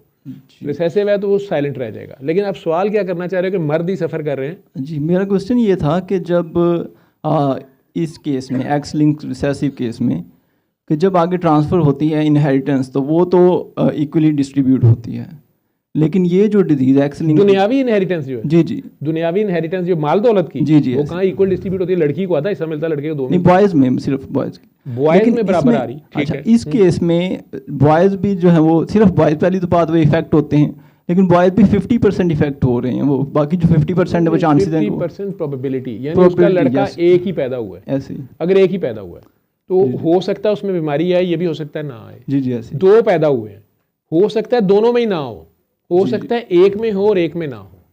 ठीक है, हो सकता है उसके 4 पैदा होने थे लेकिन पहले 2 पैदा हुए, फिर उसने किए ही नहीं, वो दोनों ही बीमार हैं. जी, ठीक है, तो चांसेस 50-50% है जी कि उसमें हेल्दी डिजीज आ गई तो सारे बच्चों में ही हेल्दी आ गई तो बचत हो गई. लेकिन अगर उसमें से खराब आ गई तो वो चांस है, यानी दोनों चांसेस है ना, सही आ गया तो बच गया, खराब आ गई क्योंकि उसके पास है एक्स एक ही है ना, उसके पास वाई तो है ही नहीं, जो दूसरी वो एक्स तो है ही नहीं दूसरा उसके पास ना, वो तो लड़की के पास है. लड़के के पास दूसरा वाई है, उसने उसमें हिस्सा नहीं देना, तो उसका एक एक्स का हिस्सा लूला लंगड़ा आ गया तो वो काबू हो जाएगा. ठीक है, लेकिन उसको अगर हेल्दी ही मिला चारों बच्चों को तो वो चारों भी बच जाएंगे. प्रोबेबिलिटी की बात हो रही है कि 50% चांसेस हैं कि वो आ जाए या वो आ जाए. ठीक, लड़की में इसलिए नहीं आ रहा, लड़की में आ गया लेकिन शो नहीं होगा, लेकिन लड़की आगे पास कर सकती है. समझ गए? वो ऐसे है. तो आप कहना क्या चाह रहे हो कि इसलिए उसको ज़्यादा मिलती है? नहीं, मैं ये कह रहा था कि अगर उसको इनहेरिटेंस की अगर हम उसको एक्सप्लेन करें कि क्योंकि उनको जो है वो बच्चों को इसलिए हिसाब देना पड़ता है क्योंकि वो इनहेरिटेंस क्योंकि पास करते हैं, तो इसलिए बड़ों की गलती का बच्चों को भी जो है हिसाब देना पड़ता है. तो इनहेरिटेंस तो सबके अंदर जो है वो इक्वली डिस्ट्रीब्यूट होगी या जिस जो कायदा है, तो इस ये जो डिजीज है, इनहेरिटेंस सिर्फ ये मादी इनहेरिटेंस आप कह रहे हैं ना कि जायदाद एक कनाल ते 2 कनाल जी, जी। मिलेगी बराबर, ये लड़कों को बराबर मिलेगी ना, लेकिन सारा कुछ बराबर उस सेंस में नहीं ना आ रहा। एक बड़ा लड़का है वो ज्यादा डोमिनेट कर रहा, अब्बे माँ का कई बार उसको ज्यादा प्यार, जिम्मेदारियां उस पर ज्यादा पड़ती हैं, ये भी तो होता है कि नहीं होता। जी, जी। एक ज्यादा लायक है, एक कम, एक नखट्टू है, एक माँ बाप का ज्यादा ताबेदार है, एक बहुत ही नालायक है, ठीक है। इनहेरिटेंस वो वर्ल्डली तो आ रही है, लेकिन इस तरह की चीजें जो हैं वो फिर जो ताबेदार है या जो ज्यादा लायक है, जो ज्यादा नेक है, वो भी फर्क आ रहा है ना। एक ही चंगेर पे पल रहे हैं हजरत यकूब अलैहिस्सलाम के घर बेटे, लेकिन यूसुफ अलैहिस्सलाम डिफरेंट है, बाकी 11 भाई डिफरेंट हरकत कर रहे हैं। नूह अलैहिस्सलाम का एक बेटा कुछ कर रहा है, दूसरा कुछ कर रहा है, हालांकि बाप तो इकट्ठा खिला रहा है, दोनों को इनहेरिटेंस उस तरह, उनकी डीड्स अपनी भी शुरू हो जाएंगी ना आगे। ये तो बाद में होगा ना, जब बच्चा पैदा हो गया, बड़ा होगा, फिर वो करेगा। लेकिन बाय बर्थ जो डिजीजेज हैं तो वो एक बच्चे में एक बच्चे में आ रही है, दूसरे में नहीं आ रही है। हाँ, ये उसकी तरफ से फैसला हो रहा है ना, जो भी है, जी। ठीक है। एक ज्यादा बोझ उठाएगा, ये वही बात आ गई कि मैं ही हदायत दे रहा हूं और जलालत दे रहा हूं, ठीक है। वो जो बच्चा बीमार पैदा हुआ है वो रिएक्ट कैसे करता है, वो बड़ा होके अपनी उसे हैंडीकैप पे भी अल्लाह का शुक्रगुजार रहता है। मैंने ऐसे बच्चे देखे हैं, ठीक है, हालांकि वो डिफरेंट है दूसरों के मुकाबले में, उसको नजर नहीं आ रहा या उसकी कानों में नहीं है या उसको कोई बर्थ डिफेक्ट है, लेकिन वो हम्बल है। एक है वो बहुत एग्रेसिव है या वो अल्लाह से भी नाराज है इस बात पे, ठीक है। उसको हालांकि उसकी कंपनसेशन में बहुत ज्यादा जहानत फतानत मिली हुई है, ठीक, वो दूसरे बच्चे के मुकाबले में, दूसरे के पास उतना आईक्यू नहीं है, लेकिन वो अपनी उसी बात को रगड़ी जा रहा है। ये डिफरेंस आएगा आगे। टेस्ट चल रहा है ना, मुसलसल टेस्ट चल रहा है। पिछली जनरेशन की जो की है, अगले की जो बात है, अगर वो किसी हैंडीकैप से शुरू कर रहा है रेस, तो वो उसके दादे का ही कसूर है ना। वो क्यों आ रहा है, उसकी प्रेगनेंसी में माँ की हालत और थी, उसकी प्रेगनेंसी में माँ की हालत और थी। बाप उसकी प्रेगनेंसी में हराम कमा के लाया, बाप ने उसकी प्रेगनेंसी में हराम किया, या माँ जो है उसने हराम किया, या माँ ने गलत किया, या माँ गुस्से में थी, या माँ पे जुल्म हुआ, माँ की बददुआ लग गई। माँ ने बददुआ तो अपने ससुराल वालों को दी, लेकिन ऑफस्प्रिंग तो उनका था, समझ रहे हो। तो पहली बार माँ बड़ी खुश थी, दूसरी बार माँ परेशान थी, और सादात बच्ची की बहुत ज्यादा लगती है। हाँ, उसका फायर जो है वो बहुत तेज लगेगा, समझ रहे हो। उसका प्रोटोकॉल और है, समझ आ रही है कि नहीं आ रही। तो ये मल्टी फैक्टोरियल चीजें होंगी। मैं ये एवं डिस्कशन तो मैं तो साइंटिफिक उसमें करना शुरू हो गया उनके लिए। प्रैक्टिकली उसमें मैसेज ये है कि जुल्म ना करो, किसी की आ ना लो, छोड़ो। पर एक ऐसे यार कह रहे वो जिस तरह खातून ने मुझे बददुआएं दी हैं यूके से कि जी आप लोग जजमेंटल हो गए, कह देते हैं जी अब्बे का कसूर है और ये माँ बाप का कसूर है, बच्चे का नहीं है, ये आपके अल्लाह का है, वो सारा ये कह रही थी, ठीक है। क्योंकि वो अल्लाह पे डाल रही थी, मेरे मुंह से कुछ बातें निकल गई, ठीक है, कि आप ये हल्फन कहती हैं कि ऐसे ऐसे नहीं हुआ। कुछ ऐसी चीज़ें हैं जो मैं नहीं बोल सकता। मेडिकल साइंस कुछ ऐसी बाय बर्थ बीमारियां हैं जिनको मेडिकल साइंस नहीं जानती, अभी तक भी नहीं जानती कि क्यों होती हैं, ठीक। मेरी ऑब्जर्वेशन में अगर कुछ आई हैं तो वो बहुत बड़ा स्टिग्मा है, अगर मैं बोलूँ उसको तो मैं बोलने नहीं चाहता, ज़रूरत नहीं है। अल्लाह ने एक बात पर्दे में रखी है, अच्छा है पर्दे में, साइंस खुद निकालेगी, निकालती फिर। हाँ, मैं ये कह सकूंगा कि ये गलत काम ना करो, ये करो। जब अल्लाह रसूल ने 1400 साल पहले कह रही है ये करना है, ये नहीं करना, आप उसका मजाक बनाएं, आप हफ्ते वाले दिन मछली पकड़ के खाएं, शजरे ममनुआ को आप हाथ लगाएं, ठीक है। आपको कह दिया जाए इस हफ्ते आपने नहीं ये काम करना, आप कहें मैंने इस हफ्ते भी करना है, कौन सा कोई देख रहा है,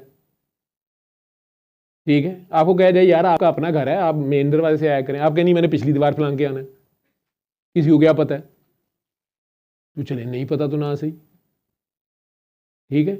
लेकिन फिर आपको तो पता है, तो आपको पता तो लगेगा, तो फिर अल्लाह दे पा दो। अब समझ आ रही है। अब उस बच्चे का क्या कसूर है, अब माँ बाप से पूछे, या बाप ही उस माँ बेगुनाह थी, सेक्रीफाइस कर रही, बच्चे की खातिर उसने मारे खाई हैं, वो बाप ही इतना जुल्म कर रहा है, उस बेचारी को यार निकल गई है, या उसके माँ बाप की निकल गई है मजबूर की, तो इसकी अपनी औलाद में वो आएंगी। विरासत ले रहे हैं ना चौधरी साहब, सेठ साहब, नवाब साहब के बच्चे, बाकी भी तो विरासत में आ रहा है कि नहीं आ रहा उन्हें, अगर आ रहा है सारा कुछ, तो भाई अगर दुआएं आ रही हैं, फैज़ आ रहा है, तो आहें भी इन्होंने लेनी है, समझ रहे हो।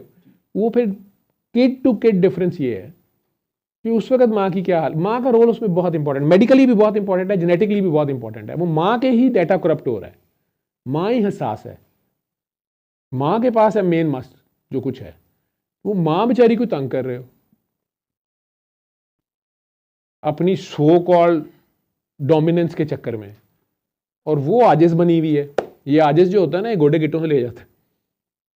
और उसके बाद अमूमन ऐसे बच्चों के अंदर माँ थोड़ी देर देखेगी, वो सारी माँ कई बार मर जाएगी, जो मजलूम होगा वो जल्दी चला जाएगा, जालिम बाद में वो भुगत रहा होगा। और कई बार ये तक नहीं पता होता कि ये मेरा अपना किया धरा है, दोष खुदा को दे रहा होता है, जादू को दे रहा होता है, किसी दे कीते किराए को दे रहा होता है, अपने हाथों की बोई फसल है। तो बाबा फिर इस केस में जो मदर का, क्योंकि बहुत ज़्यादा जो है वो इसमें होता है, माँ का रोल बहुत ज़्यादा है। रोल इम्पोर्टेंट माँ जितनी पॉजिटिव, जितनी सेक्रीफाइसिंग, जितनी खुदा तरस, जितनी अल्लाह लोग होगी, नस्ल में उसका इफेक्ट आएगा। तो माँ की नूह अलैहिस्सलाम छोटी पर्सनैलिटी है, जी जी, नहीं बहुत बढ़िया डेफिनेटली, लेकिन बेटा माँ का रोल। जी जी, इस्माइल अलैहिस्सलाम वालिद के साथ रहे ही नहीं, माँ का रोल, ठीक है। यूसुफ अलैहिस्सलाम के वो जो बाकी भाई हैं, और यूसुफ अलैहिस्सलाम और बिन्यामीन दूसरी माँ से हैं, बाप एक ही है, हज़रत याकूब अलैहिस्सलाम है, दाता इब्राहिम अलैहिस्सलाम ही है सारों के, ठीक है। वाई क्रोमोसोम आ रहा है ना, पर दादा उनका इस्माइल अलैहिस्सलाम है, दादा उनका इसहाक अलैहिस्सलाम है, लड़के हैं ना, जी जी, सबको वाई आ रहा है वहीं से, हज़रत इब्राहिम अलैहिस्सलाम वाला, जी जी, ठीक। माँ से तो ना वाई आ सकता, लेकिन यूसुफ अलैहिस्सलाम पे भी वाई यूसुफ इब्राहिम अलैहिस्सलाम का है, लेकिन एक्स कोई और आ गया। वो आप पता करोगे तो पीछे से निकल आएंगी बेटी किसी और बड़े पैगंबर की, साफ सुथरा एक्स होगा, ठीक। इनकी जो माँ थी वो उनको खुद फीड करती रहती थी कि ये तुम्हारा बाप ये छोटे वाले से ज़्यादा प्यार करता है, इसने सारा कुछ इसको ही दे देना है, बच के रखो। ये माएँ फीड कर रही होती हैं, ये नफ़रत भी माँ डाल रही होती है ससुराल वालों के खिलाफ या बाप के बारे में, तो वो बच्चे के माइंड पे इफेक्ट आता है। माँ पॉजिटिव सोच में होगी, अल्लाह तवक्कल होगी, सुलाजू होगी, सेक्रीफाइसिंग होगी, बड़े ज़र्फ वाली होगी, औलाद बड़े ज़र्फ की मालिक होगी, ज़्यादा चांसेस यही हैं, ठीक है जी। तो बाबा जी इसमें फिर, बाबा जी मैं नहीं, डॉक्टर साहब, हाँ जी। अच्छा, इसमें फिर जो माँ की तौबा जो है वो भी ज़्यादा इफेक्ट करेगी इस किस्म माँ तौबा कर ले जब अभी बच्चा पूरा बना नहीं 12 साल की एज तक, उससे पहले तौबा करके माँ माँ माँ मैं बार बार कहूँगा, माँ दुआ करे।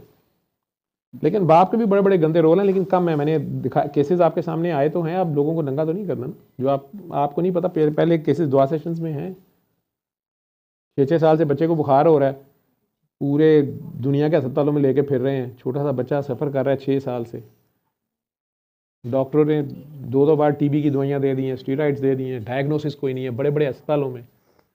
6 साल बाद बाप को समझ आती है कि वो जो तबलीग के बहाने घर से जाता है कहीं और किसी डंडी वहाँ मार रहा था, वो वहाँ से तौबा किया, उसका बुखार ठीक हो गया, लेकिन फिर माँ नहीं माफ़ कर रही। जब उसे पता चला कि मेरा बच्चा जो है इसकी वजह से सफ़र कर रहा है, फिर वो है, लेकिन कम है रोल उसका। वो हराम कमा के लाएगा, हराम आहे लेगा, वो इफेक्ट आएगा जी।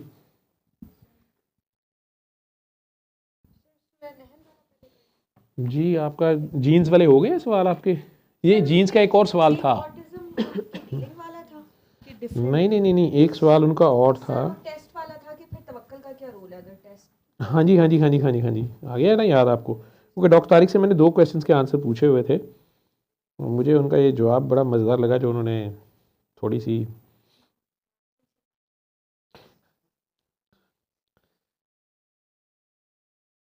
उनका फील्ड है ना, उन्होंने कहा जजमेंटल ना हो ज़्यादा। Should people get tested before marriage? हाँ, ये वाला सवाल जो जेनेटिक काउंसलिंग की बात हो रही थी और कज़न मैरिज के अलावा वैसे भी कि किसी भी शादी से पहले सारे टेस्ट कराएं जी, लड़का लड़की, कि उनमें चले थैलेसीमिया की हो सकती है, ठीक है, हीमोफीलिया के लिए हो सकती है, ठीक है। अव्वल तो इसी पे मंगनियाँ टूट जाएंगी कि जी ये टेस्ट कराएंगे तो जी क्यों कराएंगे। गवर्नमेंट की तरफ से लॉ बन जाए तो शायद हो जाए, लेकिन उसके लिए इतना पैसा और फंड कहाँ से आएगा?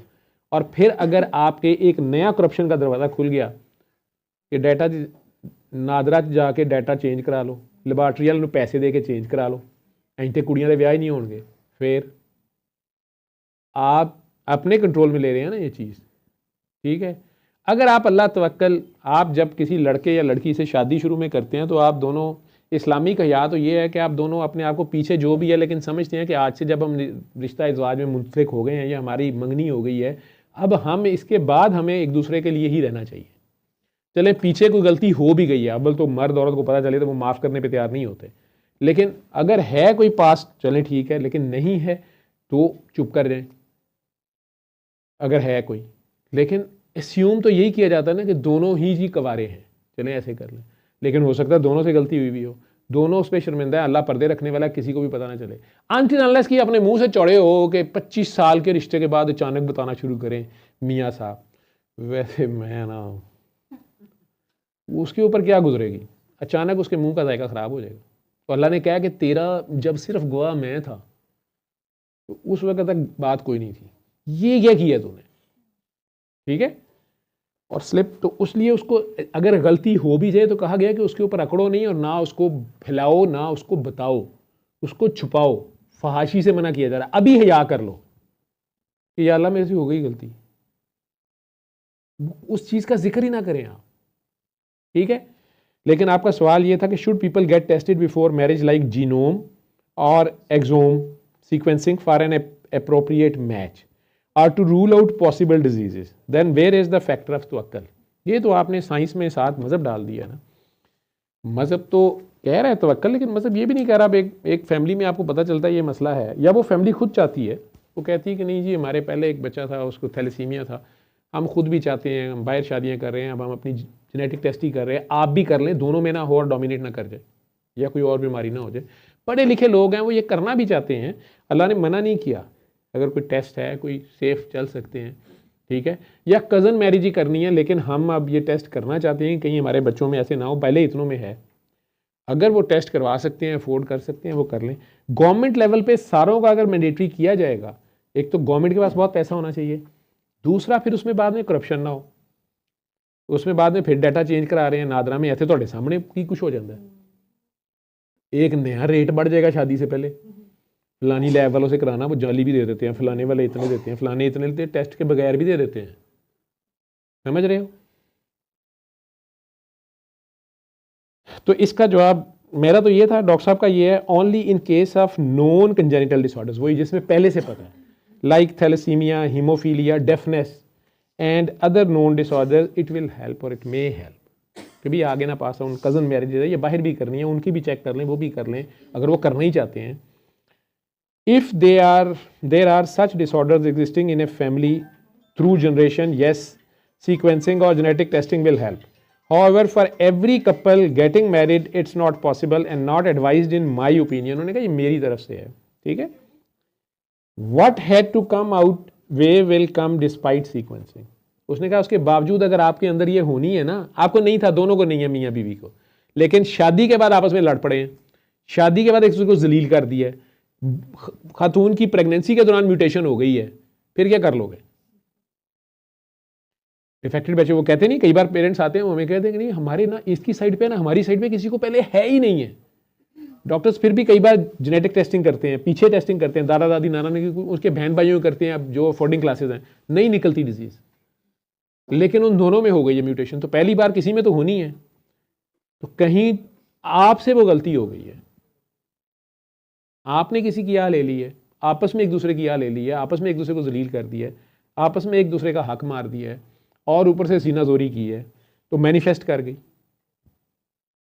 समझ रहे हो। और इल्ज़ाम जवेद साहब ਨੂੰ देता ਤੇ बाबा जी ਨੂੰ कि लो जी साढ़े ते पा रहे ने, माँ प्यो का कसूर होता है, जजमेंटल हो रहे हैं, हमारी दर्द को कोई क्या जाने। जी जी, फिजिक्स वालों की तरफ से ये सवाल है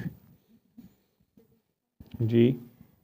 सर अगर मियाँ बीवी में कोई लड़ाई वगैरह होती है, ऊंची बोलिए जी, लेकिन उनके पहले 2-3 बच्चे जो है वो सेफ रहते हैं, हाँ जी, बाद में उनकी सुलह भी हो जाती है, वो ठीक भी हो जाते हैं, तो ऐसा कोई पॉसिबिलिटी है कि कोई बाद वाला बच्चा बीमार पैदा हो।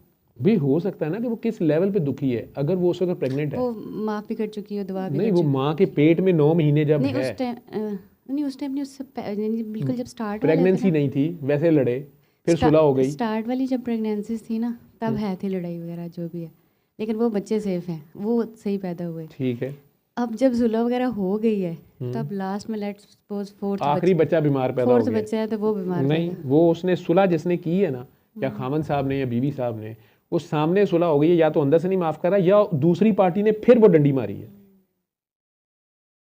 कोई बेईमानी की है, कोई इमानत में ख्यानत की एक दूसरे की।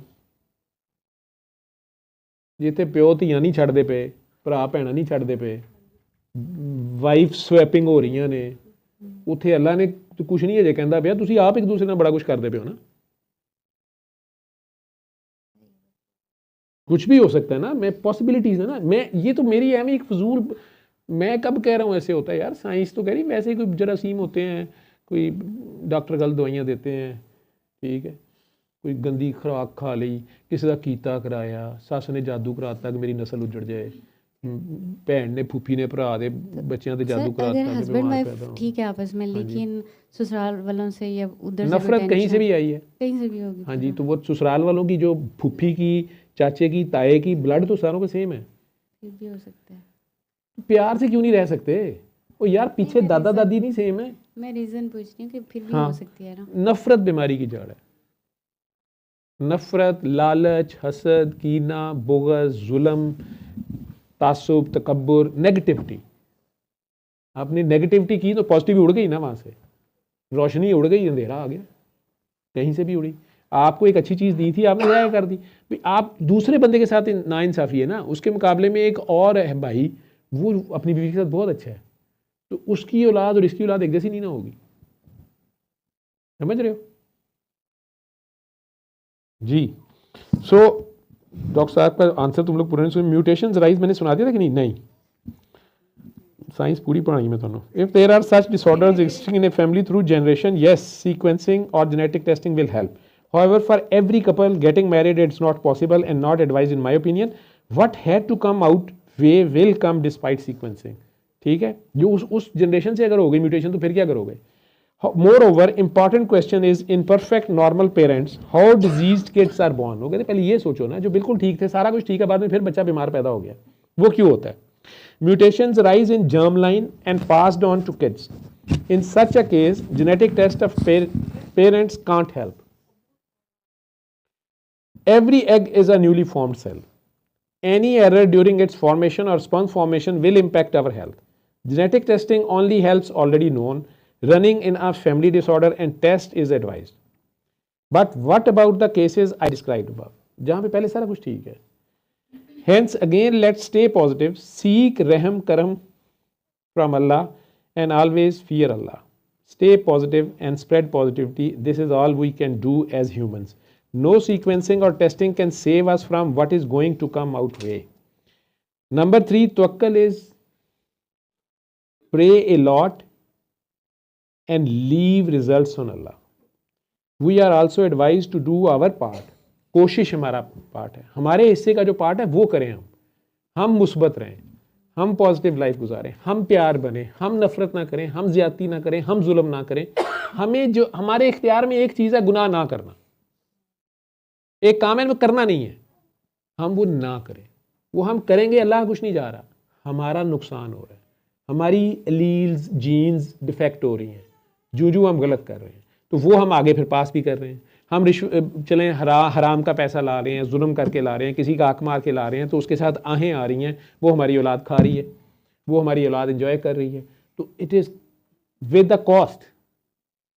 तो हम अपना रोल अच्छा प्ले करेंगे, उसके बावजूद नेक हो के भी फाइनल फैसला उसकी तरफ से है, ठीक है, टेस्ट उसकी तरफ से आते जाएंगे, तो वो फिर रिजल्ट उसके ऊपर रखना और उसके ऊपर फिर खुश रहना। जो मौला अली की मैं मिसाल देता हूँ, मैंने अपने इरादों के टूटने से अपने अल्लाह को पहचाना है। अगर मैं इरादा करता हूँ तो पूरी कोशिश करता हूँ, कामयाब होता हूँ तो खुश होता हूँ और शुक्र अदा करता हूँ। किस चीज़ का? कि अल्लाह शुक्र है तूने मेरे से अपनी मर्जी का काम लिया, मेरी मर्जी का नहीं, अपनी मर्जी का काम लिया, मेरे से मुझे तौफीक दे दी है। तो हम्बलनेस है, ये नहीं कहा कि मैंने कर दिया, देखा मेरा इरादा था, नहीं कहा तेरा इरादा था, ये इरादा तेरा था इसलिए हुआ है। और अगर मैं इरादा करता हूँ और मुकम्मल कोशिश करता हूँ खूब कोशिश करता हूँ, पूरी कोशिश करता हूँ और नाकाम हो जाता हूँ, तो मैं ज़्यादा खुश होता हूँ और ज़्यादा शुक्र अदा करता हूँ। किस चीज़ का? या अल्लाह शुक्र है तूने मुझे अपनी मर्जी के खिलाफ जाने से रोक लिया। ये इरादा तेरा नहीं था, नहीं तो हो गया रहता, ये मेरा था, और तेरा इरादा भी की और है। चाहे ये मुझे काम अच्छा ही लग रहा है लेकिन अभी इसमें देर है, या तू इसे किसी और टाइम पे करना चाहता है, तो ठीक है, मैंने अपनी पूरी कोशिश करनी है, मैंने अपनी कोशिश की। तेरा जो फैसला है ये किसी जादू से नहीं बदला, ये किसी नज़र से नहीं बदला, ये किसी से नहीं बदला, ये तेरी मर्जी है, मैं हाजिर हूँ। ये आज सी, ये फिर सरेंडर है, ये है ज़ीरो।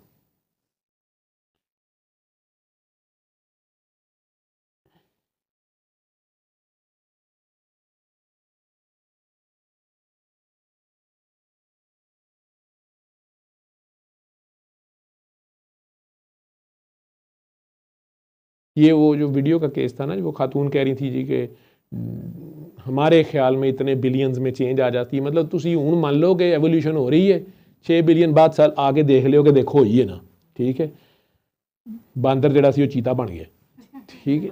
लेकिन वो उसका उन्होंने जवाब दिया हुआ है कि these are a lot of hand waving, these are a lot of hand waving. If one talks about all this, then you should also accept all other evolution arguments as well. He is so careful.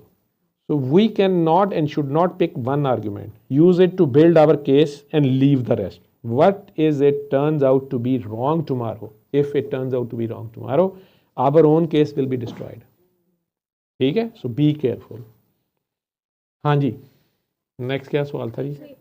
जी सल्ले अला सल्ले अला सल्ले अला सल्ले अला सल्ले अला शफीना सल्ले